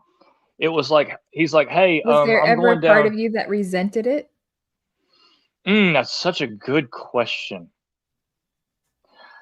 Ooh, that's such a good You don't have to question. answer that. You don't. No. You don't. Well, I will say this. I resented the obsession for the first couple years, and he admits to it being an obsession. For all of us, I think we all hit that point. Right. And so I resented that 2008 to 2013 obsession. After that, I felt like I got my dad back. Right. If that makes sense. Well, he But probably appreciated you taking an interest in just listening, because that's a lot of times, if you have somebody just to listen, yeah, it makes all the difference in the world. Right. and Amanda and I have to pull each other off the ledge all the time. Like, Right. and you do, I got to because unplug from the matrix. that's the thing too, is you have to, with these conspiracies, with all these blurry creature stuff, you do have to kind of unplug. For me, I got way too in the rabbit hole when it came to politics. I got way too down the rabbit hole, and I've just had to unplug. And it's like, I got to take my hands off the wheel here. And so what I do is I'll do this stuff. I'll get in the rabbit holes with the Sasquatch, but mostly I know this is kind of, people will probably roll their eyes with it. It's like, I just go to sports for a little bit to unplug. And I think that's okay. And I think people will make fun. And it's like, I used to make fun of, you all just care about the game. And it's like, no, I think, They may know so much of the truth that they need a break from it, if that makes sense. Right. Have you Agreed. ever had an encounter or sighting? Man, I have not physically ever seen one. Okay. Have I had weird things happen that I can maybe attribute to encounters? Maybe. There was one time that I was hunting with Dad a little bit, and again, we're hunting out. We're hunting out in this area, and man, I could just feel it, like feel that that ick, and I'm like, ugh, I don't like this. I don't like this. I don't like this. And then finally, I hear this, what sounds like a woman just absolutely scream at me. Now, could that have been a blue heron? Could that have been a fox? Could that have been something of that sort? Maybe. But I'll tell you what, it didn't sound like it. It sounded like something screamed at me because it was just mad that I wasn't leaving the area. And now, was you the only one who heard it, or did your dad hear it as well? Dad did not hear it. See, the way we hunted is we hunted off these horse trails, and I was sitting on the top of this kind of, I say this little hill, but you know how you're walking through the woods and you kind of have this, the trail is one place, and then like up on the side you have this basically like a bank that's like 6 foot taller. I was sitting at the top of this bank that was in the middle of this like this trail that was a 3-way trail, which is where you want to be when deer hunting. By the way, you want to be in a nice little intersection, right? And I was sitting there, and of course I was on this bank, and then there was about 12, 13, 14 feet above me there, it sloped up into another little thing. So I was pretty good cover, all that stuff. And it just behind me, man, I could just feel something just ick. I don't know how to describe it. So, but Dad was about 50 to 100 yards down the trail, in another spot. Basically, Dad at that time, he hunted up around like the Bigfoot feeding station was where he was kind of hunting, and I was back about 50 to 100 yards back, and so he didn't hear it, and I kind of was a little embarrassed because it screamed, and I'm Travis acting like Billy Bad, like screaming back at it, like, you get away, you blink, I started, I'm cussing it out and saying words I shouldn't say as a Christian, but telling it to when you're trying to show you're the bigger thing in the woods. That's right. I did. I did. I kind of got in this argument with it. I'm like, I'm sick and tired of your crap. Leave me alone. And I was like, get the heck out of here. And I didn't say heck. And they'll make you say ugly words. I can attest. And I, that's about, honestly, that's about the closest thing that I can tell you that happens. Now, are there times where I get that feeling in the woods, especially near rocks? Now, I honestly never realized it until I started listening to other folks and they talked about these boulders and rocks, and then now I feel dumb because I'm sitting here listening to Dave Filati's talk about missing 411 all around boulders. I'm like, well, gosh, I don't like boulders. Number 1 or number 2 on the checklist is boulders. Like, boulders, and I'm like, I really don't like that boulder over there. I'm getting really weird like feelings around it, and now I'm like, I had this like years ago, and now I'm like, duh, duh, yeah, yeah. And so I feel dumb there. Let me ask you a question, and it may not make sense to you. I apologize, because I know what I'm trying to say or convey. So in your story, you're saying that you're in the woods and you just have this horrible feeling and it's kind of consuming. You're not really sure what it is, where it's coming from. You have a good idea, but you can't be certain. You're not seeing anything. You hear this scream. And I don't want to misquote you. So just that feeling of, hey, I get out of my area is kind of what I took it to be, right? Do you and maybe it's hard to say, do you feel like maybe your unease made this other entity uneasy and it was defending itself? Or do you think it was maybe reflecting back to you that same feeling of you maybe not wanting to be there, so this thing pushing you out? It's hard to say what its And you wouldn't reasoning know. was. Yeah. Right. I mostly I got that dread, just that dread feeling. Yeah. Now again, I'm in the woods. I've got a firearm. I've got a high caliber rifle with me. So I do believe that these creatures do not like guns at all. They don't like it, and they can be affected by it. Now, some people will be like, "Oh, like guns won't hurt them." Bull poop. Guns affect these things. They are physical. I do believe they have a spiritual realm to them, but they are physical. So you may have hit especially when there's something. little ones around. And Correct. You may have hit on something, it feeling my energy, its energy getting ramped up, my energy, like just this kind of like this culmination to where it just finally popped off a little bit. This is what Absolutely, Ashley. This is what I was thinking. You were running it out of your territory, and it was trying to run you out of its territory. So it's kind of a standoff. Absolutely. it's very possible. That's a good Boondock. That's a good comment there. Absolutely. Yeah. It's funny because, and I've said this before, like my theory is anybody who has stepped 3 foot in the woods is standing next to something, whether they know it or not. Right. I feel like absolutely. I feel like these things make themselves visible when they want to, or when they don't care, or whatever. Yes. Very rarely. Sorry, go ahead. No, you're nailing it. You go right ahead, please.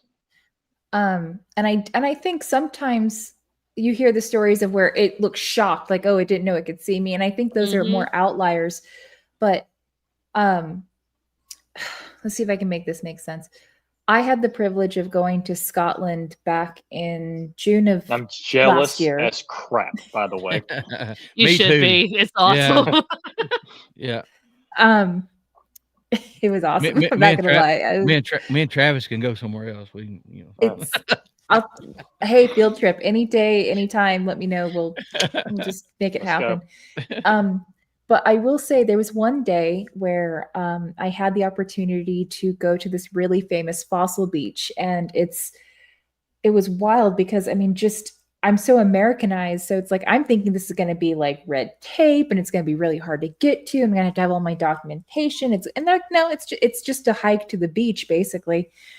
And to get to this beach, I had to go probably 4 miles in, downhill, 4 miles uphill, getting back. That's a different story. We won't talk about, I was saying swear words too. Right.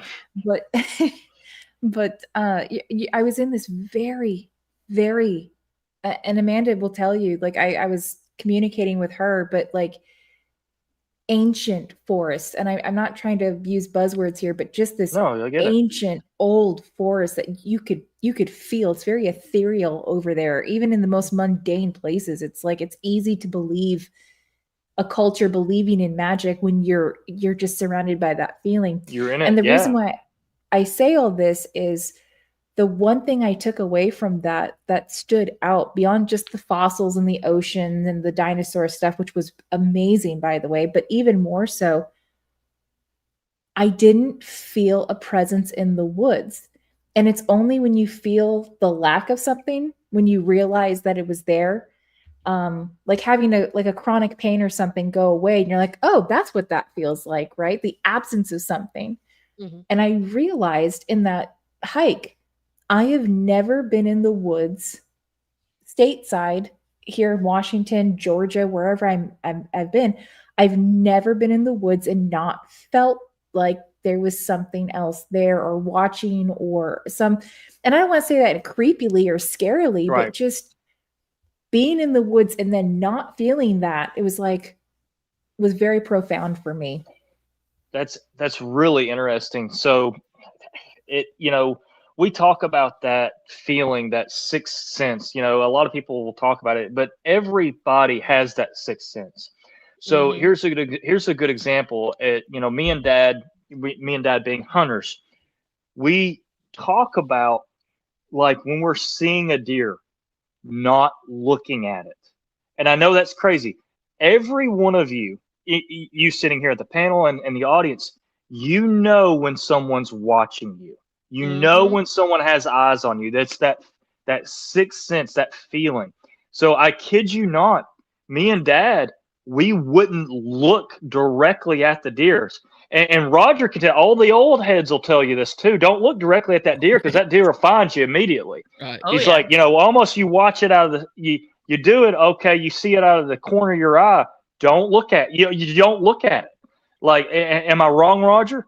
Nope. I walked up on a bear in Gatlinburg and I did the same thing. I wouldn't make eye contact, but I was getting out of there and I was trying to remember everything that I read in the books back in the day. But here's another experiment. Go to a restaurant. Any of y'all here, go to a big busy restaurant, pick somebody out and stare at them. Stare at them. They'll Mhm. turn and look at you. See if they They don't will. make eye contact with you. They It's will. that sixth sense. So we all Except your have, waitress. Oh yeah, exactly. But we all have that sixth sense to us, and so what you're describing is when you're walking through the woods and you just know something is watching you. And I think, Dad, you talking about you kind of circling back to your question about have they chosen you? I believe once they do chose you or mark you in some point, that sixth sense becomes so honed into them that Dad could literally get out of the truck and be like, "There's one there. There's one way over there. He's staring at us right there." And I'm like, "What are you talking about?" And it's like I can just feel it. He's there. Just let's just keep going. And it became that tuned with them. Whatever that is, that's where it became. But we Well, I all Was he have so it. in tune that he could pick out gender?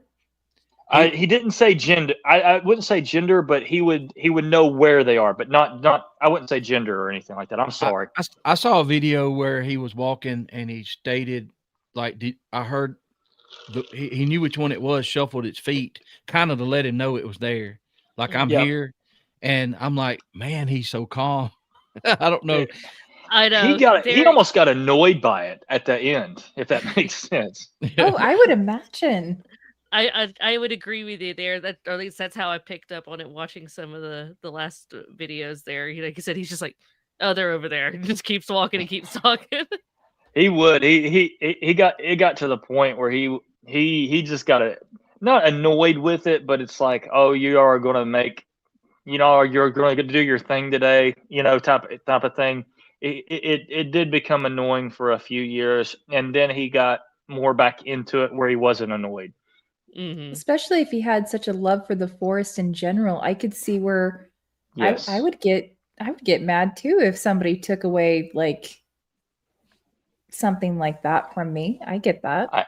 I think you said it really well. Is Dad did have such a love for the forest and the outdoors, and he felt like they took that. He wrote that loss of innocence thing, and he Mhm. felt like he took that away. They took that away from him a little bit, Right. and he had to learn how to cope.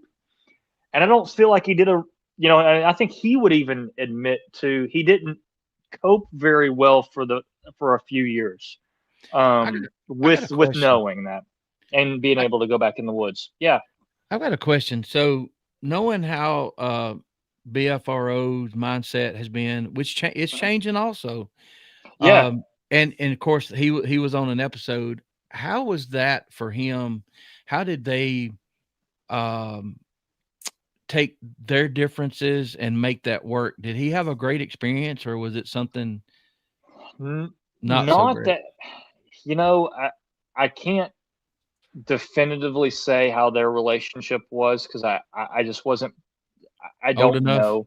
You No, probably yeah, wasn't. not old enough, not wise enough to understand. I think that I think they're coming along.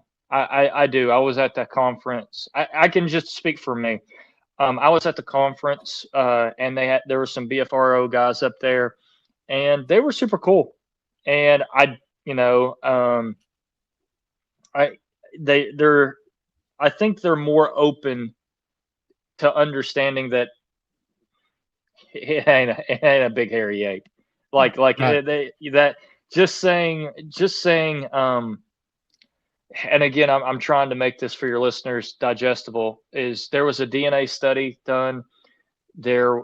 The results of the DNA study show that the the Bigfoot are half human, half something else, and that really puts a wrench into this is just a big hairy ape, undiscovered ape, and a lot of the BFRO guys are, hey, this is a big hairy undiscovered ape, very much like Gigantopithecus.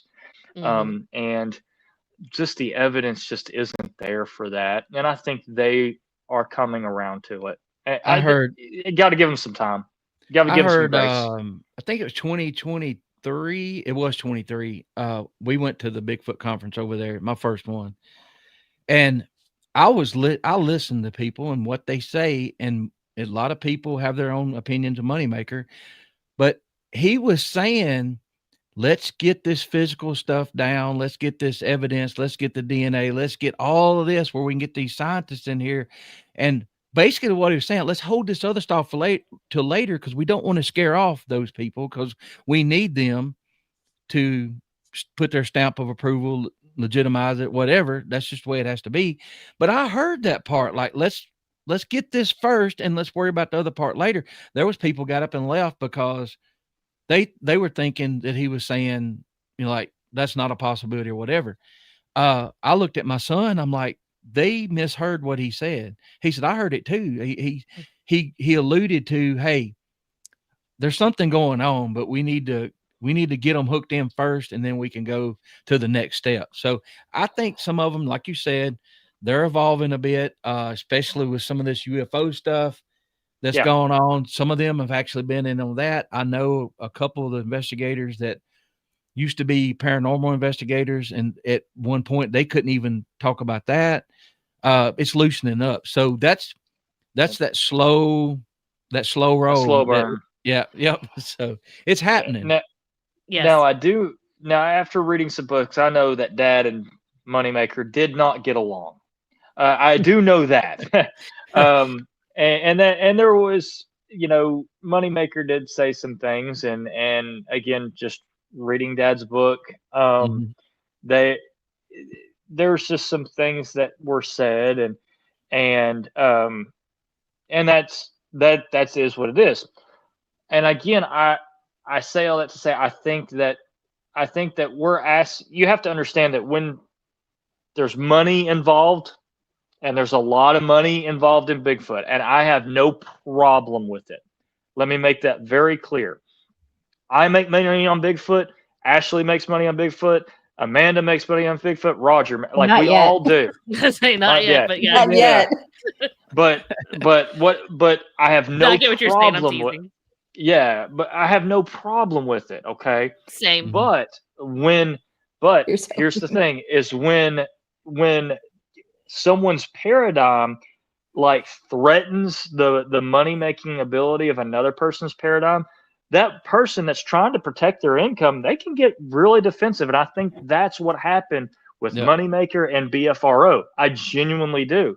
So do I think what they said is wrong? 100%. And what I think they did is wrong? 100%. Do I blame them, or do I try to understand where they're coming from too? Yeah, I can understand. Do I think what they did is right? No, but I understand.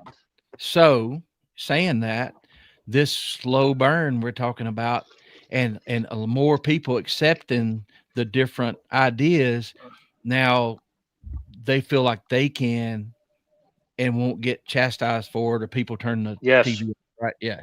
So it's all tied together. You're right. But Roger, on History Channel, here's a good example. On the History Channel, they fully admitted to evolution being bunk theory. They totally admitted to it. Ancient Aliens was like, evolution, we can't explain it. Here's why. There's no way that humans actually evolved from apes, and here's why. Here's all the evidence. We actually believe we came from star people, or we were seeded. So they are like proving scientifically the panspermia theory, and I'm just like sitting here, just they would never say this 5 years ago, Right. No, and now never. they are absolutely like showing you on cable TV like scientific evidence where we are not. There's no evolutionary theory. They can't explain it. And oh, by the way, Darwin couldn't explain it either with beaks. There's no way possible. And they were totally tearing apart the evolutionary, the evolutionary theory. And I'm just like, are they allowed to do this? There's the point that people forget, is that it's still a theory. Yes. And not a scientific law. And Just you're saying, right. Exactly. That's my platform I stand on. Yeah, and it's funny, Travis. Like I'm the same as you. Like they say the same thing for decades, and all of a sudden, when you hear something like that, you go, "Whoa, wait a minute! Let me rewind that." Yeah, I was like, are they allowed to say that? I can't believe this. Hey, this Yeah. is Did great. anybody This is a great catch comment. that military official? And I cannot remember who he was talking to or why, but it's an official. Like it's not AI. It's this guy, and he's like, "Yeah, we have a astronaut soldier on our moon base right now." Did anybody else catch that the other day? It was like 2 weeks ago, and nobody. No, I missed that. I believe I did. So Cryptic Crystal, this is a great comment. Hold on. Sorry, I I lost it. moved it away. No, y'all go do your thing. Hold on. I'll be right back. I want to show you something kind of cool. You might have to put it back up there. There it is. Sorry about So that. she says, your dad was ahead of his time as well. He was the first to reveal certain things, and so maybe jealous he was a part of it. Anytime you're one of the first, you're gonna don't be jealous. Yeah. Yeah, the first you get all the flat. How do I put this? Well, even if you're trying to prove that certain animals were real 150 years ago, that people went through the same thing, right? Man, they went through the same thing trying to prove a gorilla exists. Right. My goodness. That's my argument. I have it like that is literally my argument, that we used to think gorillas were a cryptid, and same thing with like the platypus, how they thought it was a taxidermy hoax when that was a nerve. Sorry, go ahead. No, I love it. Ashley, I love it. So like I'm actually a big Nessie geek. I want to go look for these things. When it like we'll go high, yes, I want to go look for. My first love was Dr. Kent Hovind as a kid, and dinosaurs still exist. That was my big thing. I was 5 years old. That was a really well done impression, by the way. Good job. Yeah, that's me. But I wanted to show you guys something. You were talking about how these government officials are talking about how did you put it? I'm so sorry. You talking about space things, or what'd you there's say? Soldiers on the moon base and that kind of stuff. Yeah. Well, I want to show you guys this. This is something that I had to talk to my mom about, and I had to really kind of get the nuts and bolts of this. And I talked to her at SpiracyCon. So Dad, I don't know if you guys know this, Dad was, in the Air Force. He had mentioned that several times. Mm-hmm. So, but Dad was I actually got this the other day from Mom. So this is Dad's Air Force jersey or Air Force thing. He was whatever that is. Y'all can look that up, and I'm terrible that I don't know it. It is the Air Force, but he was a part of communications. There's his communications patch. Dad had higher than top secret level clearance, whatever that is. Mom can tell you. I'm going to release it on YouTube here soon, and Mom will describe all his stuff, all these things. And he was in the occupation of Germany before the wall fell. And Mom talks about it as Dad, everything was very analog. Okay. So you're talking about, one wire in, one wire out. But the problem is you got to make sure that no one's on the line. And Dad was one of those that made sure people got to talk to who they're supposed to talk to, and no one else was on the line. That was a big deal. To do that, you have to be privy to a lot of conversations that are very up there. So dad went in 4 years there, and he was going into another, or he was about to go into another 4-year stint. This is basically what they said is like, if he were to go in another 4 years, his next assignment would be NORAD. And dad, quote from my mother, said, "I'm not going to that blankety blanket mountain. I know what's there, and I don't want any part of it. And you do with that information what you will." Interesting for sure. And so would you have been was I can't talk this evening. Was you in the picture whenever all that was going on? Was you I was you was born not. then? I was not created yet. Not great yet. Yeah, because my parents are always, I'm a military brat as well. Whenever my parents are always telling stories about them and everything, I was like, "Was you around for that?" No, I wasn't here for that yet. That was before your aunt came along. So that's how we gauged. That's how we gauged time familial of my mile papa's markers. military career. that stuff. Lee Warner was a staff sergeant in the USA Air Force. Yeah, the Air Force. That's awesome. I believe she's saying that. Yeah. Is that yes? The SCI clearance. Yes. And yes. Senior Okay. Thank That's you, Lee. awesome. Thank you, Lee. I appreciate that. Thanks for sharing that with us, because it's like, and it adds. We don't need it, but if there'll be people listening to this on the podcast, and it just adds a little bit of legitimacy, which we don't need it. You know what I mean? But right, it helps with people that. Well, it bridges the gap. We obviously subject. had somebody here in the audience who was Air Force and knew what you were talking about, and it deepens the conversation. Exactly. There's a lot of details that I apologize that I don't know like exactly what it is, and like I said, I'll be able to. I can't wait to release the video with Mom and have her tell the stories. Is and she all that. excited? She is actually. She was at. Really she cool. was at. She was at Spiracy Con. So the one thing that I want to talk about that doesn't get enough talk is my mom. So my mom and my dad, they did get divorced when I was really young, when I was 8 or 9 years old. But Mom always supported and loved Dad. A lot of people talk about miracles don't happen. Bull crap. The fact that my mother and my father still had a decent relationship and loved each other in their own way after a divorce, that's a miracle. That's awesome. When Dad died, Mom was by his side. Mom was holding his hand as he passed. And my stepdad was there in the room praying over my dad. So if that's not a miracle, I don't know what is. And I'm being real with you guys. The fact that my mother, my stepdad, and everybody, my sister and my half brother were there at SpiracyCon at the booth with me. That's a big deal, and it's really weird. Huge deal. So we're there and we're talking about Dad, and it's we were telling people this, and this person, and I get chill bumps. This person literally came up to us, and we told them that, and she said, "Dead things are coming to life."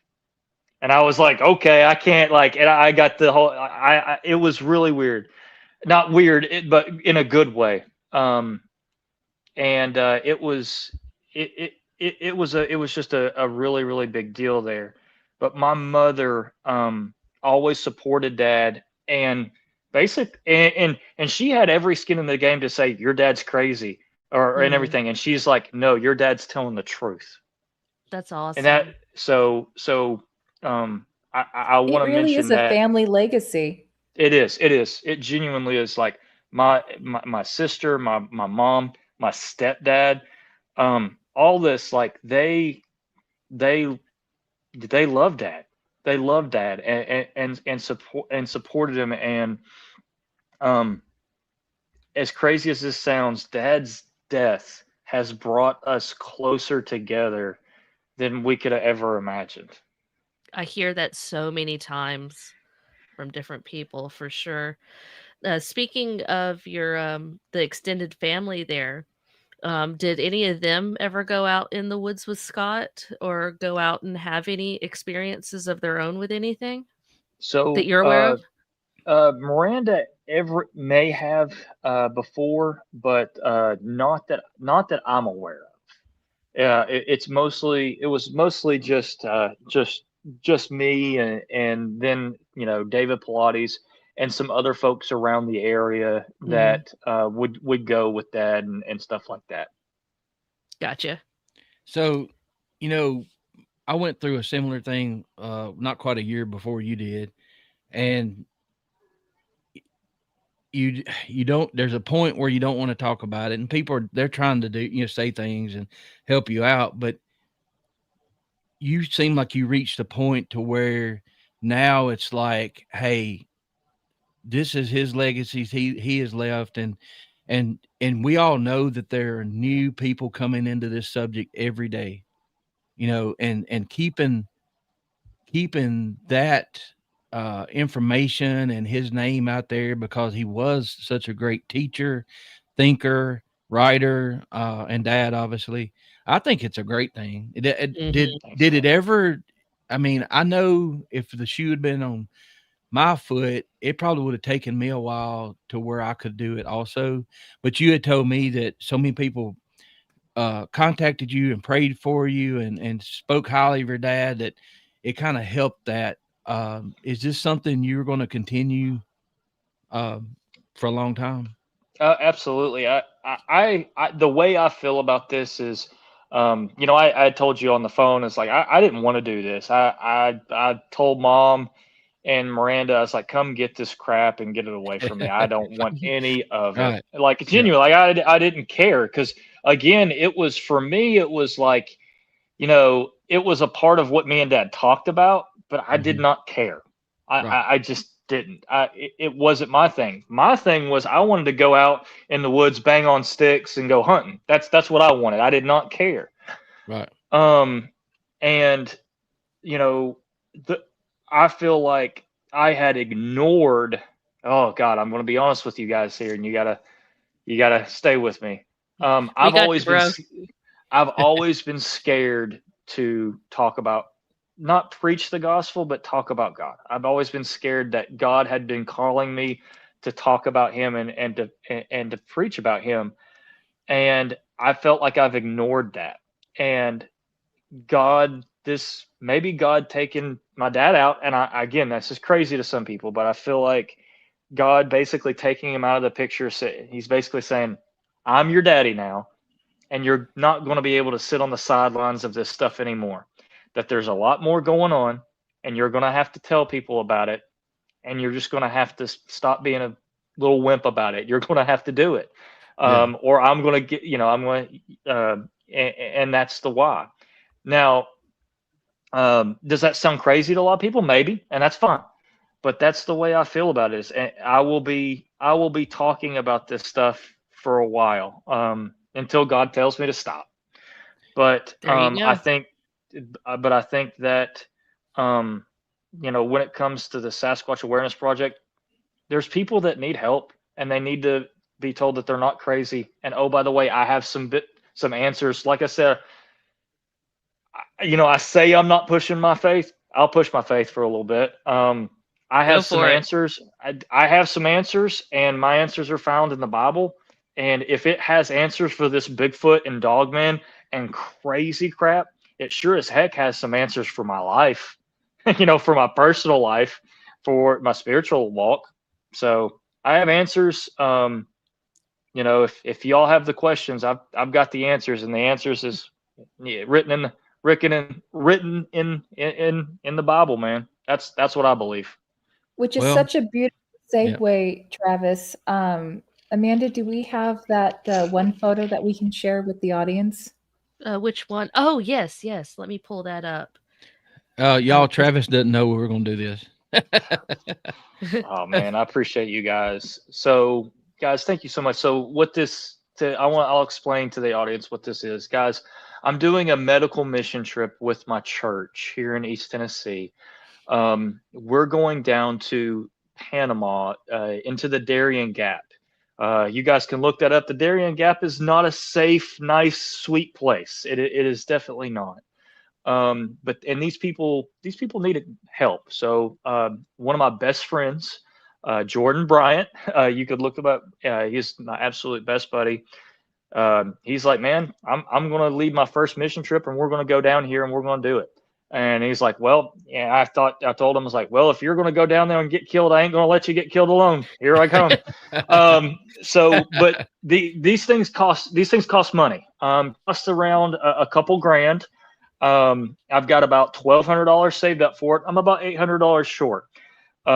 Man, the way this cool thing is you pick a date, and on the day, let's say it's, today's the 4th, you just donate $4 to that little Venmo. You're not giving it to me. It goes straight to the church. It's just under my name, so they can put it in my account for it. And basically that just be able to pay my airfare, and my nice accommodations, hanging on a tree in the Darien Gap, hotel. But lots of bug spray.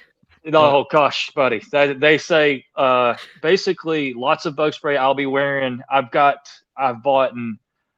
7 pairs of pants, because they said basically after the first day the pants are useless. The way where we're going to be. So we'll be. I know mosquito we'll be. net. Yeah, we'll be. We'll be riding up the river a day and a half to go to these places. And what I'm going to be doing is I'm going to be bringing readers to the Cooney Indians there.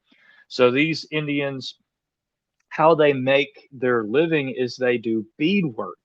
Well, they get to a certain age and they can't see. So I'm going to be bringing readers to them where now they can see again.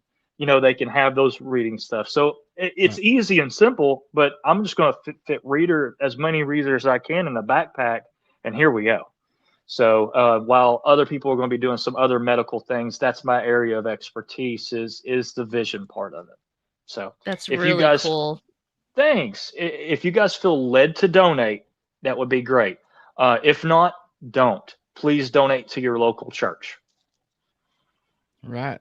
Well, y'all, it's been 2 hours and 12 minutes. I've had a blast. Yeah, this was great. Thank you so much, Travis. Absolutely, and guys. Travis, I could talk forever. Me too. Travis has been trying Right? to eat supper for 3 hours. No, it's okay. It's one of those things where I'm like, I don't want them to hear me eating this. No, you're so, good. So you're a pro at that. He's been sneaking, y'all. I was like, you've been catching me. I'm like, eating a little bit of this, a little bit of that. That's fine. I don't need any more calories, by the way. I got the dad bod. So you got to fatten up before you go down there. That's the truth, man. Sweat it all out. We're gonna keep in touch. Oh, I'd love to. I love it. I appreciate you coming on and sharing, and probably 8 months ago you wouldn't have been ready, and I'm glad that you're ready, and I'm ready to hear. I'm ready to watch more things. Please keep sharing, because things I didn't understand back then, because of things we've had happen to us, and things that I've learned. Your dad, that's another thing. Do you have more appreciation for him now than you did? Yeah, I think you answered 1,000%. Yeah. Like I'm going through, I'm what I'm doing with his YouTube is I'm throwing my stuff on there. I'm doing these interviews, but I'm also trying to throw his older stuff back up there in a little bit more digestible ways for folks. Because a lot of the times, man, like you're going back through a library. It's so hard to find. So just having that back in your feed where it's like, okay, here's a reminder of this. It's a lot of fun, man. And I'm just trying to do it justice. I'm trying to clean up a few things, and trying to make it, like I said, a little bit more digestible for some folks. Totally understand. And like we said, we have new people coming in all the time. I don't know if some of us have been chosen to spread the word or the truth or whatever, but if you need anything, let me know. I'm sure the girls, you have our contact right information. Here if you need me. Absolutely, and man. we'll do this again. They've been great. Yeah, absolutely. Well, thank y'all, everybody. we could go for 3 more hours, I'm sure. Oh, absolutely. could, Yeah. But we don't want to burn Travis out, and You can always I'm do all- a part 2. Just throw As it I out say, there. part 2. Come, Yeah. Get come it on the on, come on. calendar. Yeah, put it on the calendar. Let's go. Yeah, that's right. And then text me like an hour before I'll forget. The only rule is not on Saturday at game time. Right. Yes. So if you really want to make me very upset, schedule me for something before game time. And don't ask about it. Yeah. And don't ask. And I'm a Vol fan. I apologize. I'm a Vol fan. Me too. It is a thing. That is one of those things that me and Dad connected with. Man, it's part of it. And when I see people with other hats on, I'm a big Vol fan, and my dad got me started in that. But the first game I watched, being an old guy, was the day Herschel Walker ran over all the Tennessee Vols, and I almost became a Georgia fan. Right, that was a long time. Oh my gosh, exactly. But it's a tradition. It's a connection with your family and all that. So anyway, it is. Thank y'all. Thank you, ladies. Y'all have anything to say before we go? No, except for Ashley, because no, I'm kidding. She's like me. We could talk. I'm joking, Ashley. I know. I was somebody saying in somebody in the comments actually before it says, "Hey T Carp, Venmo wants the last 4 of your phone number for that Venmo." So wow. Let me actually throw up your Facebook here and let them just message you privately through your Facebook. I think that's on any of those questions. So thank you, Kenny. You don't want to put that on the internet? What's wrong with you? And Travis, all my best friends live here. Here's what's amazing. At least you turned Alexa off. Here's what's amazing about that. Kenny just graduated from University of Alabama. He's a big Alabama fan, so that shows you. Oh man, that's Kenny's going through a storm right now, and I hate it for you. I'm kidding. I appreciate that, man. All right. Shoot, y'all will get it figured out. All right, here we go. Thank y'all. We'll see y'all next week. We have thank you, good folks. Night, everybody. The great Spencer Jameson is coming on, and we'll go through his journey of starting out Flesh and Blood and where he currently is too. I've got to watch that, and it's been pretty amazing. So that's cool. I'm excited to meet him. Have a good weekend, y'all. Good night, y'all. Bye-bye. If I can hit